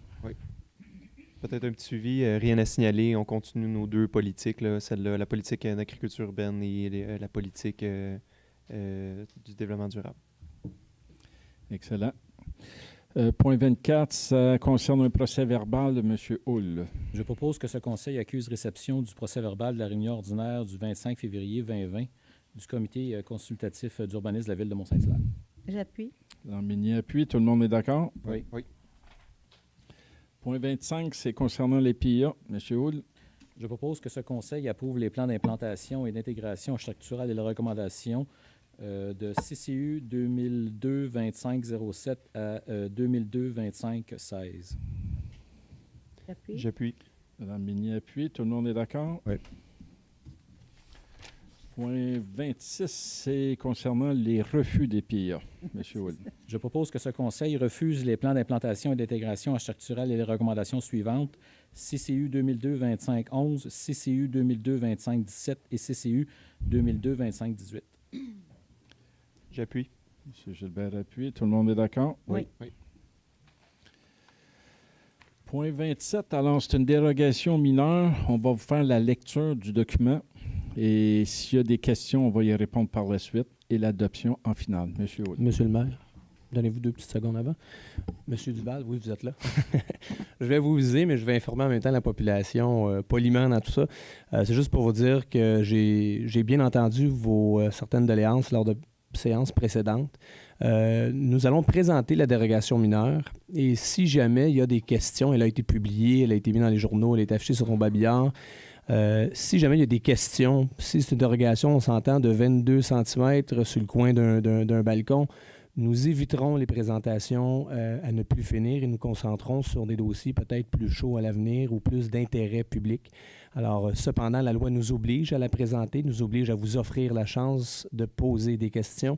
Alors, s'il y a, je suis prêt, j'ai une clé USB avec moi. J'ai libéré le nouveau papa, directeur du service de l'urbanisme ce soir. Et je me permettrai de préciser à l'avenir s'il y a des dérogations mineures, certains détails dans d'autres dossiers advenant le besoin. Il voulait se coucher de bonne heure. Il voulait se coucher tôt. Essayez. OK. Alors, M. Houle. La demande de dérogation mineure a pour but d'autoriser une marge avant secondaire de 10,09 mètres, alors que le règlement de zonage 1235 prescrit une marge avant de 12 mètres, autorisant ici une dérogation de 1,91 mètres. Alors, oui, non, on n'est pas rendu à l'adopter. Avez-vous des questions? C'est une demande de dérogation mineure au coin de la rue Eau-Claire et Chemin des Patriotes. C'est un terrain qui a été splitté, subdivisé entre les deux. Correct? C'est un terrain de coin, alors la marge latérale... Il y a de la manière que la maison était placée, il y avait peut-être une petite différence. Non, je pensais que c'était un autre endroit. OK. Alors, c'est beau. Alors, quelqu'un pour le prouver? Madame Bigné. L'appui. Pardon? Il faut lire... Je pensais que vous l'aviez tout lu. Je vais l'expliquer là-dedans. OK, allez-y. Je propose que ce conseil je propose que ce conseil approuve la demande de dérogation mineure présentée pour la propriété projetée sur le lot 6 341 217 situé au 276 Chemin des Patriotes Sud à Mont-Saint-Hilaire. J'appuie. Alors, Bernard Meunier a appuyé. Tout le monde est d'accord? Oui. Point numéro 28, ça concerne une révision d'usage conditionnel justement pour le spa. Monsieur Houle. Je propose que ce conseil approuve la révision de demande d'autorisation à l'usage conditionnel numéro 2008-03 qui vise le maintien de l'usage déjà approuvé de type spa studio de santé avec bistrot détenant un permis d'alcool, l'aménagement d'une cuisine extérieure avec vente d'alcool et ce, aux conditions suivantes. Les heures d'ouverture régulières sont de 9h à 22h tous les jours. Les heures d'ouverture occasionnelles sont de 9h à minuit pour un vendredi ou un samedi par mois, à partir de 7h30 tous les samedis pour les matinées familiales. Présence obligatoire d'employés veillant à la sécurité et au respect du calme à l'extérieur. Musique d'ambiance doit demeurer de faible intensité lors des heures d'ouverture. Consommation d'alcool est autorisée dans l'aire bistrot du bâtiment principal et sur sa terrasse adjacente, de même que dans l'aire de la cuisine extérieure, la pergola adjacente et la terrasse entourant le grand bassin. Que les conditions relatives aux arbres et à l'éclairage adoptées par le biais de la résolution 2008-321 soient maintenues, soit des plantations seront requises pour dissimuler l'aire de stationnement, favoriser la transplantation des arbres existants lors de l'aménagement de l'aire de stationnement, éclairage du stationnement et de la circulation devra être fait au moyen de lampadaires respectant une échelle humaine. La présente résolution établit ainsi toutes les conditions applicables à l'usage conditionnel numéro 2008-03. Est-ce que vous avez des questions sur ce point? Non. Alors, je prendrai un L'appui. appui. Madame Mignet, appui. Tout le monde est d'accord? Oui.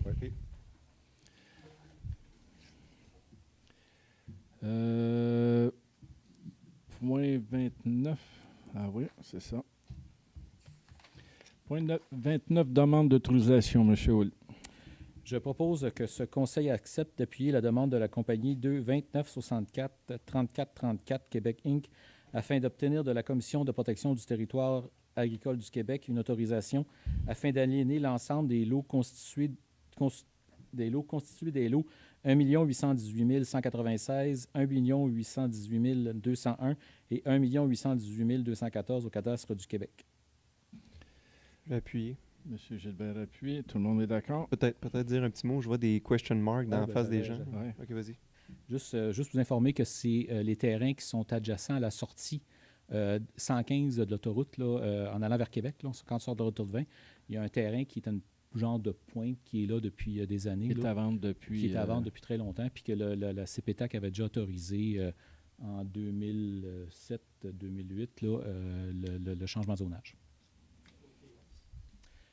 Quand vous allez vers Québec, là, c'est ça, en allant vers l'est, ouais. Tu sais, la sortie, elle sort comme ça. C'est le terrain qui longe la sortie. Alors, ça va. Point numéro 30, c'est le second projet de règlement numéro 1235-8, M. Hull.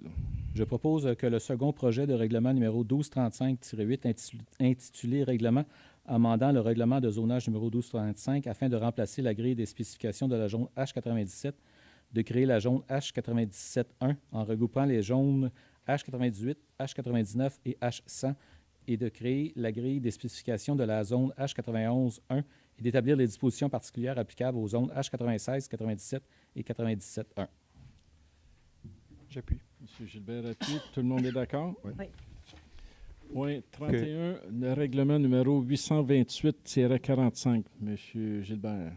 Je propose que le règlement du numéro 828-45, règlement modifiant les règlements 828 sur la tarification des services municipaux de l'année 2020. Allez-y, appuyez. Appuie. Oui. M. Tanner appuie. Tout le monde est d'accord? Oui. En gros, c'est la tarification annuelle, que ça va du service d'aménagement de territoire, service des loisirs, tous les services. Là. Règle générale, c'est indexé, mais des fois, c'est changé, soit un petit peu moins, un petit peu plus, des fois, c'est statu quo. Fait que ça, c'est vu à chaque année au budget. Fait que c'est libre à vous d'aller la vérifier sur le site Internet de la Ville. Excellent. Point 32, le règlement numéro 1293, M. Tanner. Oui, ça, c'est suite à un avis de présentation qui a été fait au dernier conseil le 3 février 2020. Je propose que le règlement numéro 1293, intitulé « Règlement autorisant le paiement d'honoraires professionnels requis dans le cadre de l'élaboration de plans de vie de divers projets municipaux et autorisant un emprunt de 320 000 $ nécessaire à cette fin, soit adopté par ce conseil. » Je vais appuyer. M. Gilbert appuie. Tout le monde est d'accord? Oui. Je veux juste dire que c'est pour des projets dont le carrefour giratoire sur le chemin des Patriotes du Sud, à la sortie pour la gare, au coin de la rue de la gare. Remplacement d'un aqueduc sur la route 116 au chemin Benoît et chemisage structurel de diverses rues. Réfection Ponceau, chemin Rouillard. Réfection sur égout sanitaire, un peu général. Et divers projets de bouclage d'aqueduc. Merci. Point 33, l'octroi d'un autre contrat, Mme Minier. Alors, je propose que ce conseil approuve conditionnellement aux approbations requises par la loi la soumission du marché public des Laurentides, marché d'ici, organisme à but non lucratif au montant de 34 492,50 incluant les taxes pour les services professionnels de gestionnaire du marché public pour le cadre du contrat CU 2002, en conformité avec l'article 573.3 de la loi sur la cité et des villes. Que le ledit contrat comprend la gestion d'un marché public durant 15 semaines, soit du 17 juin au 23 septembre, en plus d'un marché de Noël de 2 jours, le tout selon les termes et conditions des devis. Je vais rajouter juste une petite chose en même temps, c'est que du 17 juin au 23 septembre, on ne pourra pas aller jusqu'à l'Action de grâce. Nos marchands ne peuvent pas aller au-delà de cette date-là. Okay, pour des raisons sûrement des employés puis des ça, puis il manque de personnel. Alors, c'est ça. J'appuie. J'appuie. M. Gilbert appuie, tout le monde est d'accord? Avec vigueur. Avec vigueur aussi. Je l'avais compris. Tout le monde est d'accord? Oui. Numéro 34, l'octroi d'un contrat, M. Tanner. Je propose que ce conseil approuve conditionnellement aux approbations requises par la loi la soumission de Inspect Vision 3D Inc. au montant de 31 393 $, incluant les taxes pour les travaux de base et le lot optionnel dans le cadre du contrat ING 20-E01-A01 relatif à l'inspection télévisée des réseaux d'égouts pour 2020, étant la plus basse soumission conforme reçue relativement au dit contrat. Que la présente soumission est approuvée en conformité avec la recommandation de M. Jean Lancio, directeur du service de l'ingénierie contenu dans son rapport en date du 19 février 2020. Que la dépense décrite au bon de commande SI 20-4 au montant de 31 393 $, incluant les taxes, soit payable à même le poste budgétaire 02 415-10-521 et qu'il y a des crédits disponibles pour les fins auxquelles la dépense est projetée conformément au règlement sur les règles de contrôle et de suivi budgétaire. Que le maire ou en son absence le maire suppléant et la greffière ou en son absence le greffier adjoint soient et sont autorisés à signer tout document donnant effet à la présente. J'appuie. Madame Minier appuie. Tout le monde est d'accord? Oui. Oui. Dernier point, point 35, un autre octroi de contrat, M. Tanner. Je propose que ce conseil approuve conditionnellement aux approbations requises par la loi la soumission de Carrière Mont-Saint-Hilaire Incorporée au montant de 34 193 $, incluant les taxes et excluant le coût du transport, sur la base des prix unitaires soumis pour la fourniture de pierres concassées dans le cadre du contrat TP 20-01 étant la plus basse soumission conforme reçue au dit contrat. Que le dit contrat est d'une durée de 12 mois jusqu'au 31 mars 2021, le tout selon les termes et conditions du devis. Que la présente soumission est approuvée et en conformité avec la recommandation de M. Francis Leblanc, directeur du service des travaux publics, contenu dans son rapport en date du 9 février 2020, que la dépense décrite au bon de commande TP 20-30 au montant de 34 193 $, incluant les taxes, mais non le coût du transport pour l'année 2020, soit payable à même le poste budgétaire 02 320 00 621 et qu'il y a des crédits disponibles pour les fins auxquelles la dépense est projetée conformément au règlement sur les règles de contrôle et de suivi budgétaire. Que le maire ou en son absence le maire suppléant et la greffière ou en son absence le greffier adjoint soient et sont autorisés à signer tout document donnant effet à la présente. J'appuie. Sur l'appui, tout le monde est d'accord? Oui. Oui. Alors, on passe à la deuxième période de questions. Est-ce qu'il y avait déjà une liste en cours, Mme Pierron? C'est M. Perrier. Peut-être pendant ce temps-là, M. Perrier, vous pourriez vous approcher. M. Alves, vous vouliez revenir aussi?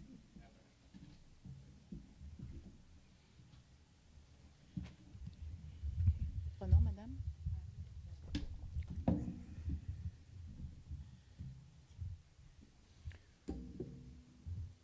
Monsieur le maire. Monsieur le maire. Je veux dire 2 secondes, M. Duval. Les autres, le procès verbal va être disponible demain matin sur Internet. C'est une question administrative qui n'a pas été là ce soir. On en est désolé. Donc, dès demain matin, il va être disponible sur le web. On m'a confirmé là, que ça pourrait être rapidement fait à la revue des employés demain matin. J'ai plusieurs questions. M. Perrier, on vous écoute. J'ai plusieurs questions, mais je sais qu'on une ou deux à la fois. Deux à la fois. Donc, j'ai... OK. OK. Première question. Quand au niveau administratif, lorsqu'on fait un rond-point sur un chemin provincial, est-ce que, comme auparavant, la section, comme par exemple, on fait l'étude présentement du chemin des Patriotes puis du chemin de la gare, si on réalise ce rond-point-là, est-ce que le chemin des Patriotes va tomber à la charge de la ville, du chemin jusqu'à Otterburn Park? Non, pas du tout. Je ne vous cacherai pas, par contre, c'est aux frais de la ville, là, le rond-point. Oui. Là, malheureusement, le MTQ ne prend plus de dépenses de la sorte. Anciennement, il nous aurait dit, bon, voici, ça coûte X milliers de dollars, mettre des feux de circulation, on va vous le donner, payer la différence, mais ça n'existe plus. Non, ça ne change rien, mais ça prend leur autorisation ce qu'on a eu. Bon, Je vais vous parler de la zone du secteur H60. Oui. Bon, ce secteur-là, c'est une sablière qui, autrefois, partait d'à peu près de la vitrerie Saint-Hilaire jusqu'au restaurant L'Étoile, si on veut se situer physiquement. C'est pas un milieu humide de 2-3 flaques d'eau qu'on peut déplacer pour accommoder 2-3 crapauds, là. Cette sablière-là, c'est le plus grand réservoir de rétention d'eau naturelle du déversement du mont Rocky, du mont Dieppe, qui font partie du Saint-Hilaire. C'est le seul déversement qui se fait vers le Richelieu, à part d'une partie du Pintuc. Tous les autres versants se déversent vers la rivière des Hurons. Ce qui en fait aussi, c'est ce qui en fait aussi le dernier vestige de la plage de la mer de Champlain à son état naturel. C'est le seul écosystème fossile marin vivant créé par la fonte des dernières ères glaciales qui a formé le Richelieu. C'est un système d'érosion unique qui porte les traces des fossiles puis de ses occupants. Un regard sur l'habitat de toute l'évolution de notre chaîne alimentaire. Qu'on passe du microbe à l'humain, de l'amphibien au reptile, et même de l'insecte à l'oiseau prédateur qu'on a encore ici à Saint-Hilaire. C'est un lieu unique. Durant toute ma jeunesse, moi, j'en allais là, puis on creusait 2, 3, 6 pouces avec les mains, puis on trouvait des coquillages puis des fossiles. Ce terrain-là, il n'a pas été étudié grandement par le Centre de conservation de la nature parce que ce n'était pas leur propriété. Mais par contre, toutes les falaises sont répertoriées comme étant des lieux fossiles qui ont été longuement à l'étude à une certaine époque. Je ne sais pas présentement, mais ça a déjà été fait. Tout cet écosystème-là a été grandement affecté lors des emménagements des rues des falaises puis tout ça. On a affecté beaucoup la surface de ce système-là, parce qu'on est étendu de la terre, puis on a beaucoup affecté ce système-là, cette zone-là. S'il y a un milieu naturel qui devrait être conservé à Saint-Hilaire, on devrait en mettre une priorité. Pas par sa beauté nécessairement de surface, mais surtout parce qu'elle renferme, puis c'est aussi pour son utilité d'irrigation. Donc, ma question... dans le PUD, il y a 50% de la surface qui devrait être conservée selon notre PUD, alors que le projet, vous avez dit qu'il y avait 10% obligatoire pour faire des parcs, mais qu'il en faisait un cadeau de 25%. Donc, il est où l'autre 25% pour compléter les 50% de la surface qui est prévue en conservation dans le PUD? Puis c'est quoi les critères de conservation de cet espace naturel-là? Est-ce que quelqu'un a la réponse, M. Saint-Onge ou Émile ou Sylvain? Dans le fond, ce qui nous a été déposé et qui a été présenté lors de la dernière séance de consultation faite par le promoteur, c'est un plan d'implantation, disons, subjectif. Il n'y a pas eu de caractérisation à date qui a été faite, qui est demandée par le ministère. Du moins, à ma connaissance, il n'y en a pas. Donc, pour savoir comment les bâtiments vont être positionnés ou l'implantation, il est beaucoup trop tôt à ce stade-ci pour définir ça. Ah, c'est ça. Là, vous avez sorti, on nous a présenté un projet où il y avait des plans de fait, donc on sait où sont l'emplacement des bâtiments. Ma question est de savoir, il est où le 25%? Il est supposé avoir 50% de zones préservées selon notre PUD dans cet espace-là. 50%, c'est un chiffre que vous avez trouvé dans le PUD. Dans les disques. Pas dans le PPU, là. PUD? Dans le PUD, dans les zones, dans la section des zones à développer. OK, je vais aller vérifier. OK, c'était la zone 43, c'est le souvenir. On prend note de votre question est très technique, là. On la prend note et on va la vérifier. C'était aussi ces chiffres-là qui avaient déterminé ce qui était acceptable dans la quantité de volumétrique de tout ça. Oui. M. Saint-Onge. Encore une fois, je vais aussi vous référer le PUD et l'objectif visé. Je vais vous demander, puis vous pourrez rencontrer M. Larivière au service de l'urbanisme, mais vous assurer que vous retrouvez ces dispositions-là à même le règlement de zonage, puisque c'est lui qui est applicable au point de vue réglementaire. Le PUD n'est pas un règlement opposable aux citoyens. C'est une idée. Un rêve. Une ligne directrice d'orientation. Donc, je vous invite à peut-être contacter M. Larivière, s'assurer qu'on retrouve au règlement de zonage les dispositions que vous nous parlez aujourd'hui. Voilà. Merci. Et est-ce que c'est juste que le PUD est là pour orienter la volumétrie et la densification de la population dans notre vision future? Comme qui est écrit. Comme je dis, le PUD et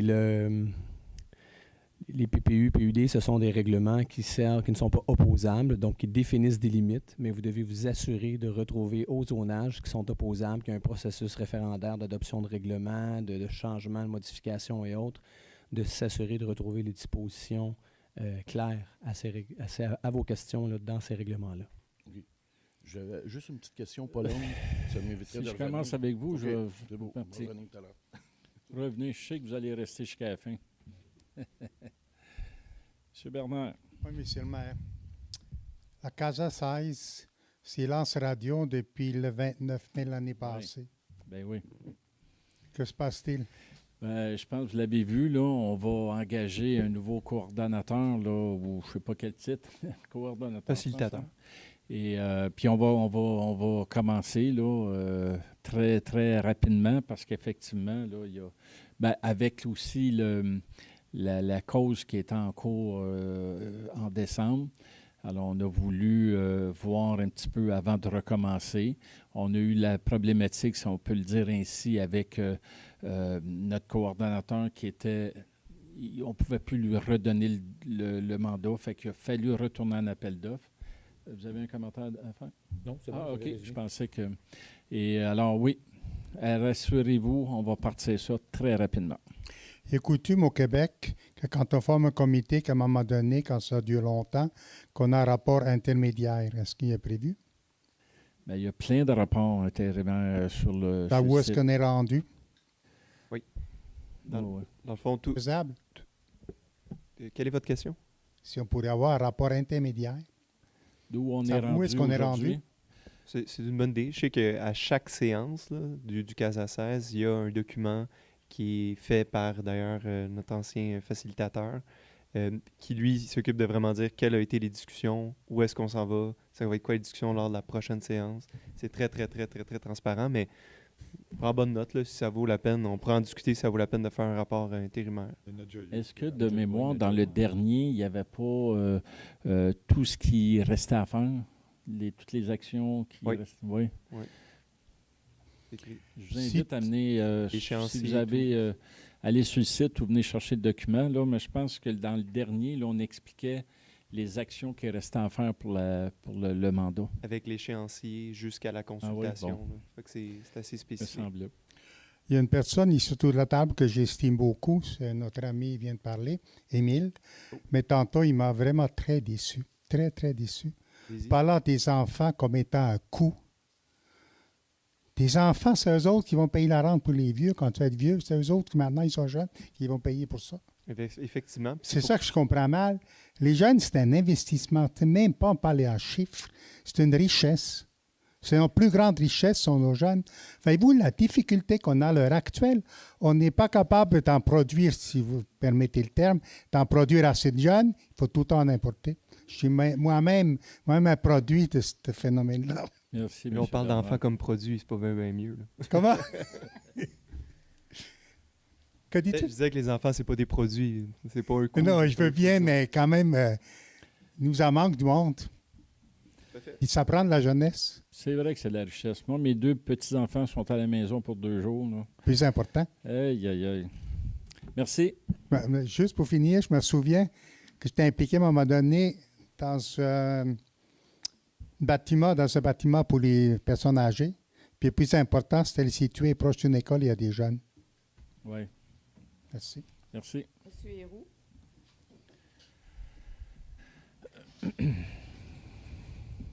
Bonsoir, M. Héroux. Bonsoir. Ça va être concernant le dossier H60. Oui. La municipalité possède 6 terrains à l'intérieur de cette zone-là. On a appris ça. Ils représentent 24 820 mètres carrés, soit 18,6 de la superficie totale. Oui.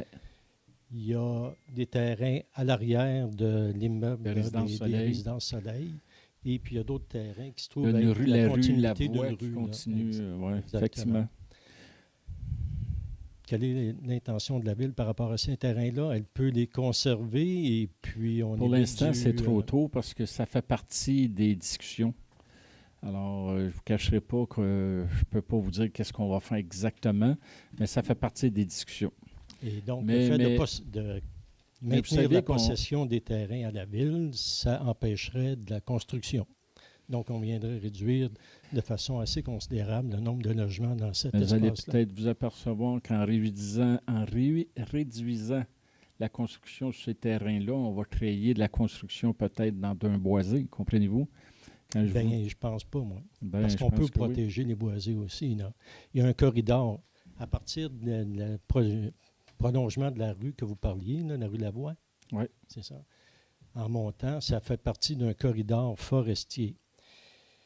Puis tantôt, M. Saint-Onge, vous nous référiez au PUD ainsi qu'au règlement.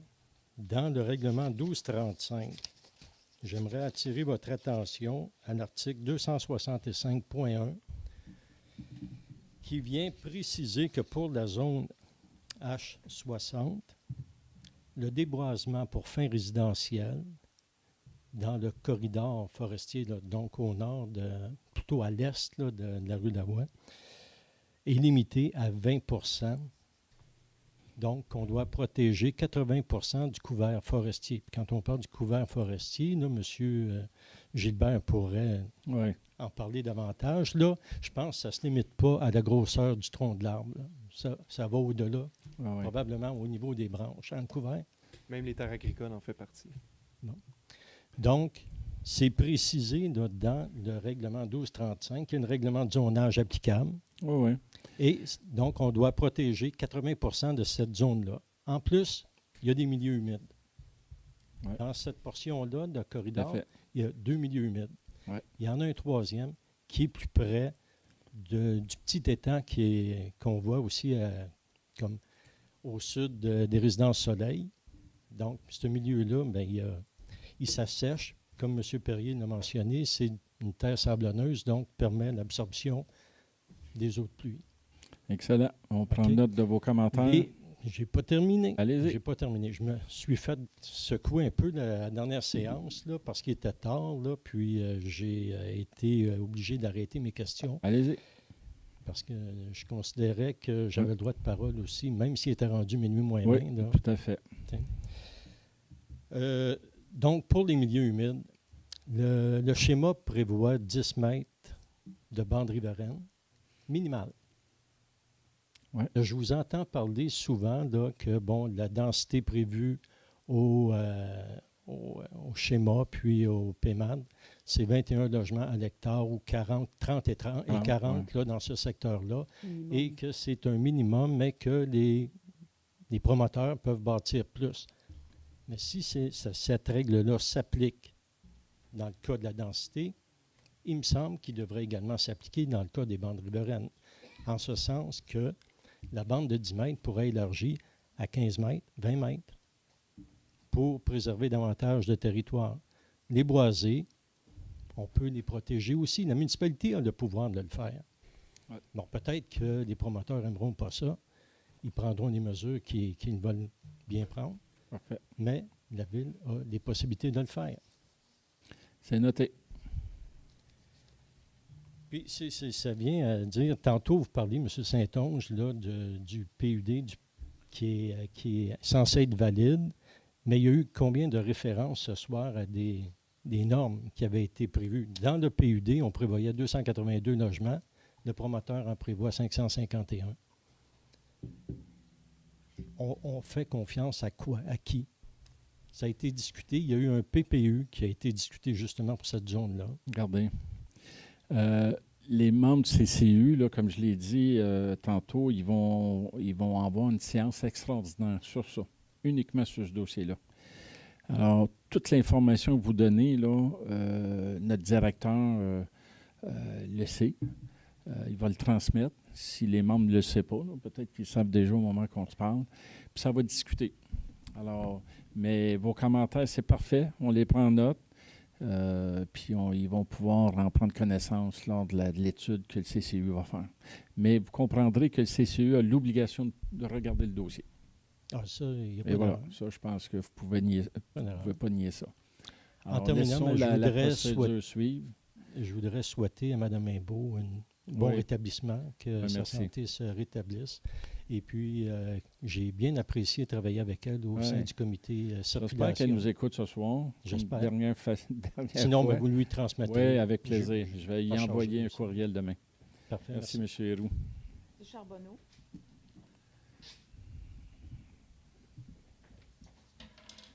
Bonsoir. J'ai deux questions. Une qui se réfère au point 30 et 33. Simplement, à quel endroit, quelles sont les rues de ce projet-là, de la question numéro 30, et à quel endroit va être le marché public? Le 30, comme on vous a dit, c'est... PH 97, c'est quoi les rues? C'est sur le côté? rue des vétérans. Ouais. En arrière, les jardins panoramiques. C'est sur côté.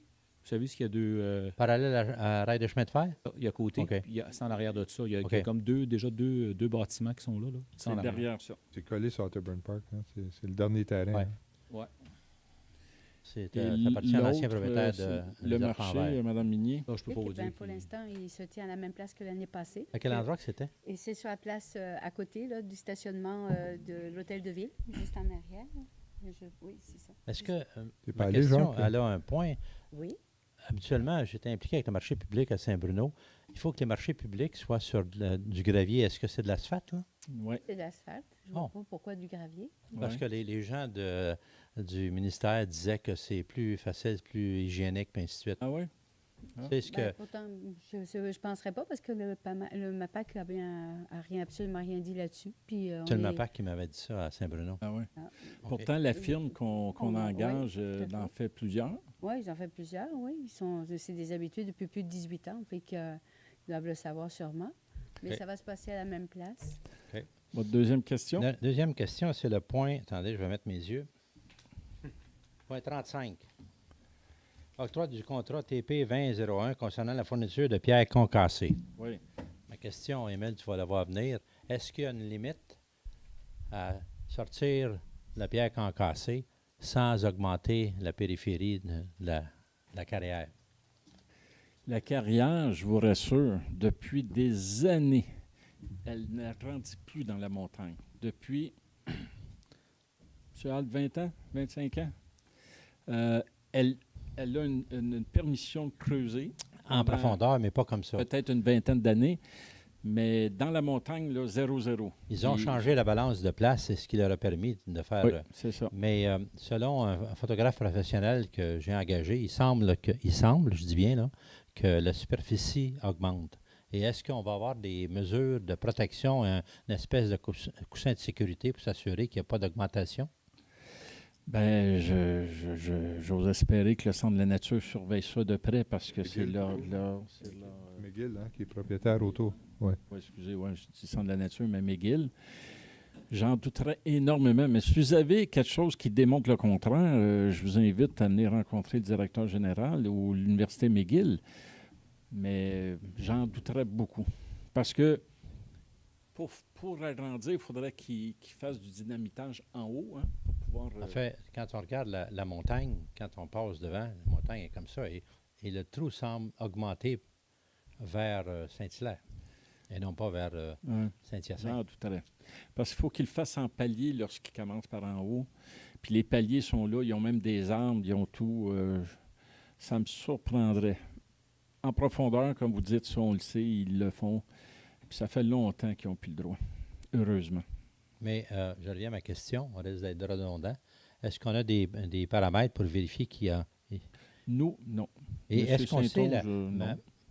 Ma question aussi était sur quelle est la quantité, à vous, des mesures de tonnage que vous allez sortir de cet endroit-là? Ça, nous, on a une mesure qu'on surveille, hein, parce que le tonnage qui ressort, il y a une redevance qui vient à la ville de Mont-Saint-Hilaire, Saint-Jean-Baptiste et la MRC des Mascoutins. Alors, on a une mesure qui surveille la sortie, mais il n'y a pas de quantité maximum qui peuvent sortir. Ils sortent ce qu'ils ont besoin.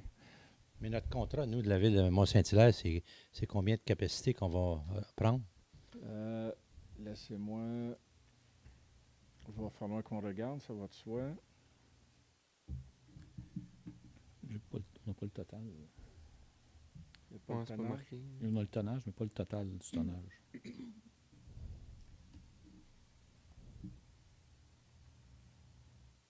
Je pense que c'est selon nos besoins. Et le prix va fluctuer.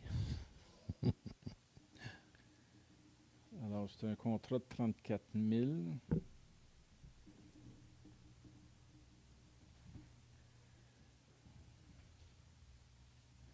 Il manque une information, savoir ses coûts du tonnage.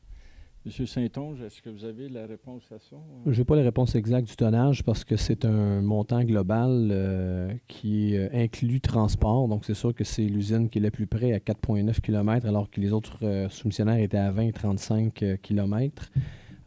C'est un montant de 44 400 $. Donc, le tonnage, c'est vraiment le besoin annuel. Je n'ai pas le chiffre à la lecture même du rapport plénier. Mais comment ils sont arrivés à 44 400 basé sur nos besoins si on ne sait pas qu'est-ce que c'est nos besoins? Donc, probablement que les TPLC, mais vous comprendrez que dans le bureau, le tonnage de la pierre, là, moi, je ne le sais pas exactement. Là. C'est un besoin annuel qui est défini au poste budgétaire qui revient à chaque année. Oui, il manque cette information-là, mais c'est clair que ça représente la pierre qu'on a besoin dans une année. Là. Mais si vous voulez, on peut vous revenir avec l'information. J'ai trouvé peut-être une partie de la réponse. Là. Il se fie sur l'année dernière, la quantité de pierre qui a été utilisée. Puis tu as plusieurs sortes de calibres de pierre. Ah ouais. Il y a 8 sortes de calibres de pierre avec du tonnage différent pour chaque quantité de pierre. Ça va de 999. Ah oui. 990 tonnes jusqu'à 15 tonnes, tout dépendant de la grosseur. Est-ce que tu peux me l'envoyer, cette chose-là? Je ne sais pas, ça doit être public. Il faudrait demander à Mme Pierron. Je ne sais pas si ce document... OK. Merci. Merci. Anne Faneuf.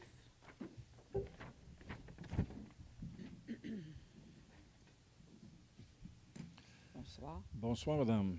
Je ne sais pas trop comment vous le faites pour le baisser. Les gens avant vous étaient plus De toute vous, façon, j'ai une grosse voix, j'en ai pas besoin. Vous me connaissez. Oui, allez-y. Non, mais je vous remercie pour votre réponse. Puis justement, ma question est concernant la réfection. Là, vous en faites à 3 endroits différents dans Saint-Hilaire, d'après ce que j'ai vu. Et puis, j'aimerais savoir, moi, je suis de l'extrémité, et j'aimerais savoir en quoi va consister justement la réfection du chemin Rouillard. Bien, sur ça, moi, je vous inviterais à communiquer avec le directeur général qui va pouvoir vous mettre en lien avec la personne au service qui s'en occupe, qui va pouvoir vous donner le détail, comprenez-vous, parce que ça, nous, ici, ce soir, on ne peut pas vous donner ça. Mais il va pouvoir être assez précis. Je vais vous sauver une étape. Oui. Vous allez pouvoir appeler à l'hôtel de ville, demander de parler au service du génie, au directeur du génie qui est M. Jean Lancelot. Monsieur Jean? Jean Lancelot. Lancelot. Exact. Il va trouver ça beau, mais c'est Lancelot. Et puis, il pourra vous répondre ou quelqu'un à son service, là, définitivement, sur le détail de ce qui sera fait comme travaux qui est prévu. Parce que naturellement, vous savez que nous, on parlait de la sécurité, des gens qui habitaient là, des enfants, des familles, etc. Donc, c'est ça qui nous concerne. Puis je pense que je représente aussi à ce moment-là les résidents là, du chemin Hautier puis du chemin Rouillard. Puis j'aimerais juste noter concernant ces deux chemins-là, vos petits dos d'âne là, sur le chemin Hautier, j'espère qu'ils ne seront pas comme ça sur le chemin Rouillard. Ils ne servent pas à grand-chose d'une certaine façon parce que les gens les passent à côté sur 2 roues. Et alors, ils passent aussi vite. De toute façon, je vais faire une petite blague. Ces deux dos d'âne-là ne sont même pas légales parce qu'ils ne respectent pas notre règlement. Mais à l'époque... à l'époque, ça a été fait il n'y a pas si longtemps. Là. Ben, ça dépend. Hein? Tout est relatif dans le temps. Hein? Oui, moi, je considère que ce n'est pas si longtemps que ça si je regarde ma vie arrière. Oui, là.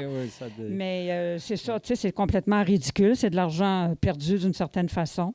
Moi, je vais revenir sur la sécurité. Fait que c'est évident quand je vais contacter à la ville, c'est ça que je vais m'informer aussi. Mais quand vous allez rencontrer le directeur, ayez un échange avec, si vous avez des idées. Là, j'en ai, monsieur. Parfait. Toute une liste. Ben, c'est le gars idéal pour ça. Je suis bien bonne là-dedans. Parfait. Ma deuxième question, s'il vous plaît, puis je vous remercie pour votre première réponse. Ma deuxième question, c'est concernant le sentier du Piémont. Oui. Je ne sais pas si j'ai manqué quelque chose, mais j'aimerais savoir, j'ai regardé là, dans les dépliants de la Ville depuis les dernières années avec votre plan durable, etc., etc., qu'on ne sait plus si ça va avoir lieu ou pas. Excusez-moi, je suis un petit peu ironique. Mais j'aimerais savoir, là, vous nous dites qu'il va descendre sur le chemin Rouillard, parce qu'il va passer comme en arrière du collège. Jusqu'au chemin Rouillard, jusqu'au collège. Jusqu'au collège. Après ça, les gens vont descendre sur le chemin Rouillard. Oui. Oui. Ça va dépendre. J'imagine qu'ils n'iront pas sur les terrains privés des gens. Non, mais... En fait, c'est un trajet qui est c'est une hypothèse de trajet à ce moment-ci, mais qu'est-ce qui est sûr, c'est derrière le collège Saint-Hilaire jusqu'à la falaise Dieppe. Ça, c'est canné, là. Il est en train de se faire. Oui, ça, je suis d'accord, mais d'après ce que j'avais compris à la dernière séance, parce que là, je prends l'habitude de venir, mais je ne sais pas si je vais venir tout le temps. Mais... Faites la bienvenue. Il fait chaud chez vous. Oui. J'ai remarqué avec l'éventail. Hein. Oui, c'est ça. Non, c'est que s'ils veulent développer moi, j'ai compris que c'était pour le printemps, l'été, ils vont arrêter là, en haut de la côte. Mais pour l'instant, effectivement, le sentier va être de la vallée Dieppe au collège. Oui. Pour l'instant, c'est ça. Ah Alors, je prétends, là, je prétends que les gens vont se promener, ils vont revenir. Là. Ouais. Est-ce qu'il va y avoir un jour un sentier qui fait tout le tour de la montagne? Bien, ça, c'était dans vos plans parce que j'ai consulté vos dépliants. Je deviens une très bonne élève, je vous le dis. Je peux vous dire que Saint-Jean-Baptiste travaille avec nous là-dessus. OK. Mais on est loin d'arriver à une conclusion. OK, c'est parce que j'avais des questionnements là-dessus. Puis moi, je vais vous dire, c'est que les gens actuellement utilisent déjà des sentiers continus, le chemin Rouillard qui va vers la 116, et puis il y a une espèce de pont là, qui traverse le petit fossé ruisseau. Et les gens, l'utilisent. Moi, je ne suis pas contre, là, parce que ça, je crois que ce sentier-là appartenait de toute façon déjà à la Ville. Okay. Puis il y avait des lots chaque côté que certaines personnes ont achetés et puis que le Centre de la nature a acheté. Bon, je suis un peu au courant de tout ça. Mais ces gens-là stationnent beaucoup au coin de Rouillard et Chemin-Hautier. Puis je peux vous dire, lors des dernières tempêtes de neige, là, la voie de droite, parce qu'ils stationnent le nez vers la 116, elle n'existait quasiment plus pour les automobiles. Okay. Alors, il y a peut-être ça à vérifier. Et je peux vous dire aussi que les gens qui demeurent en haut du collège se sont plaints plusieurs fois à des rencontres de résidents qu'on avait eues concernant nos demandes pour le projet. M'ont dit qu'ils n'étaient pas toujours déneigés correctement. Ils vont déneiger très bien jusqu'au collège et les 3 derniers sont un peu abandonnés, selon probablement le conducteur. Quand même. Monsieur Saint-Onge, j'en prends note, il va aviser. C'est ça. Je veux juste défendre mes copains résidents du coin parce que c'est dangereux. Il y a des gens qui ne peuvent même pas remonter. Puis les gens ne font pas leur stop en sortant du collège. Puis il y a des risques d'accident. Bien, c'est noté. Bien, je vous remercie beaucoup. Merci, à la prochaine. Monsieur Alde.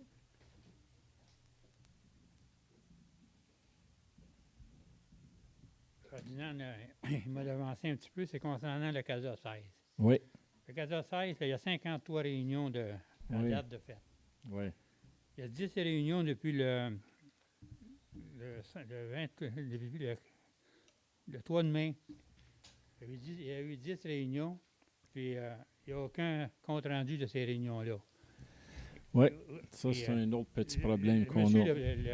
Qui était là, M. Momi, pas son nom exactement. Là. M. Mini. Normalement, il était payé pour les faire. Oui. Ils sont en production, mais il faut qu'ils soient adoptés par le comité, puis le comité n'a pas siégé. Alors, vous comprendrez. Qu'est-ce qui arrive, c'est lui, s'il est plus bas, s'il n'est pas le plus bas, comme.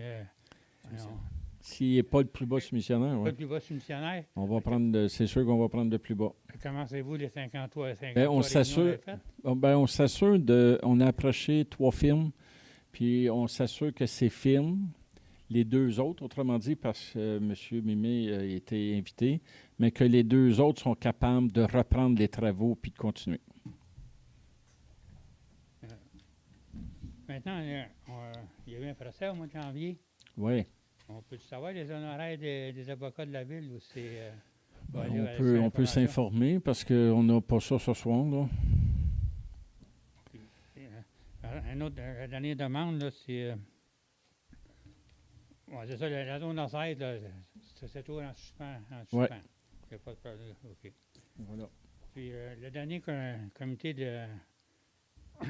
On peut-tu l'avoir sur le papier aussi, le comité de conditions urbanistes? Le CCU, le dernier CCU? Il devrait être là demain matin que M. Saint-Onge a mentionné tantôt. Passer au service du greffe. C'est très bien. Merci beaucoup. Merci, M. Anne. M. Perrier.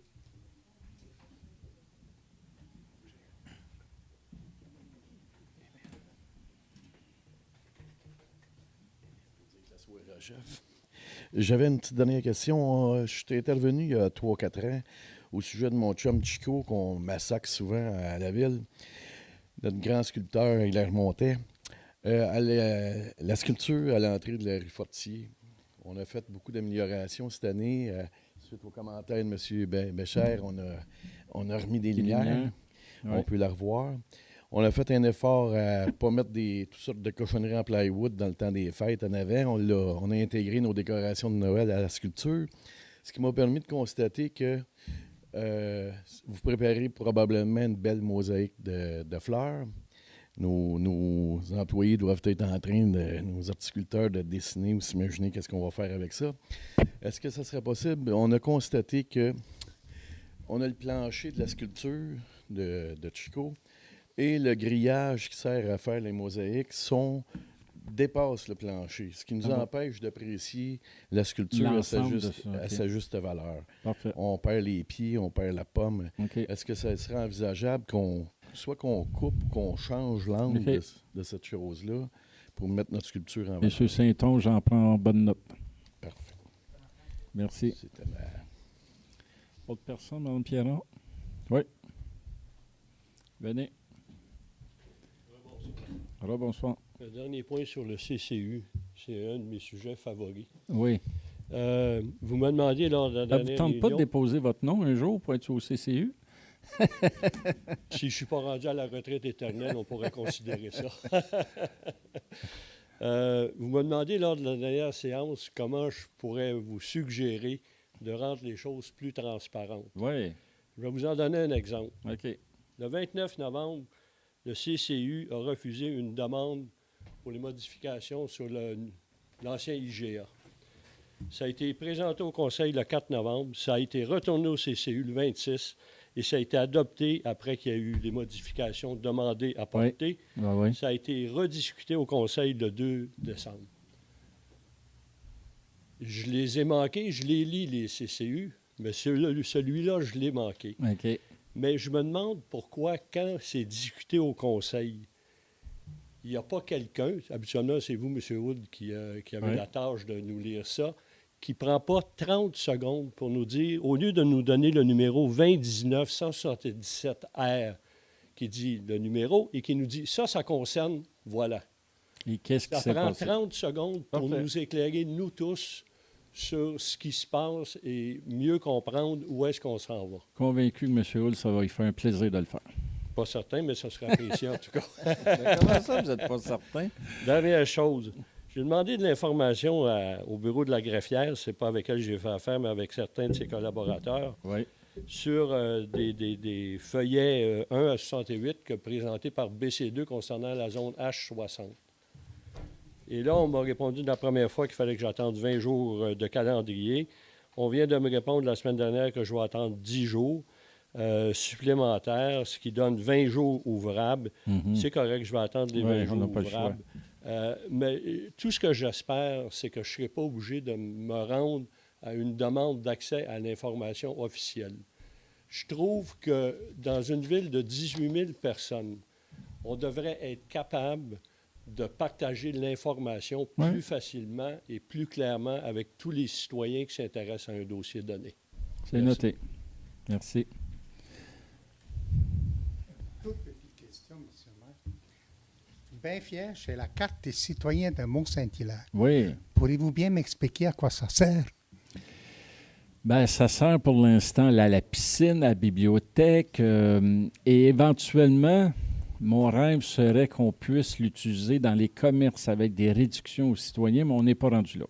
Mais est-ce qu'on peut s'identifier avec cette carte-là à même dans ce bâtiment auprès de nos employés?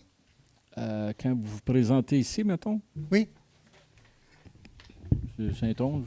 Ça dépend. Quand c'est légal et qu'ils vous demandent, mettons, un permis, là, c'est un peu ça que vous en avez Voilà, dit. je vais rappeler, M. le maire, si vous venez voter aux élections, que vous devez vous identifier avec votre permis de conduire, malgré le fait qu'on vous connaît, qu'on sait qui vous êtes. Oui. Alors, si c'est un acte légal, vous devez vous identifier avec les pièces définies par la loi. Ouais, et toute autre carte est utile pour vous identifier à différents besoins et services qui peuvent être disponibles, mais pas dans le cadre d'un acte légal. Ouais. C'était juste pour m'identifier que je suis encore vivant pour mon fonds de pension. Puis ça n'allait pas ma carte. J'étais un peu déçu. J'étais tellement content d'avoir cette carte-là.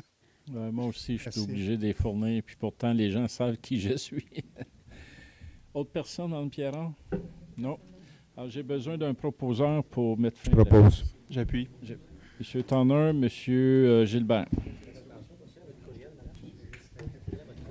Attendez, juste noter là. Hein?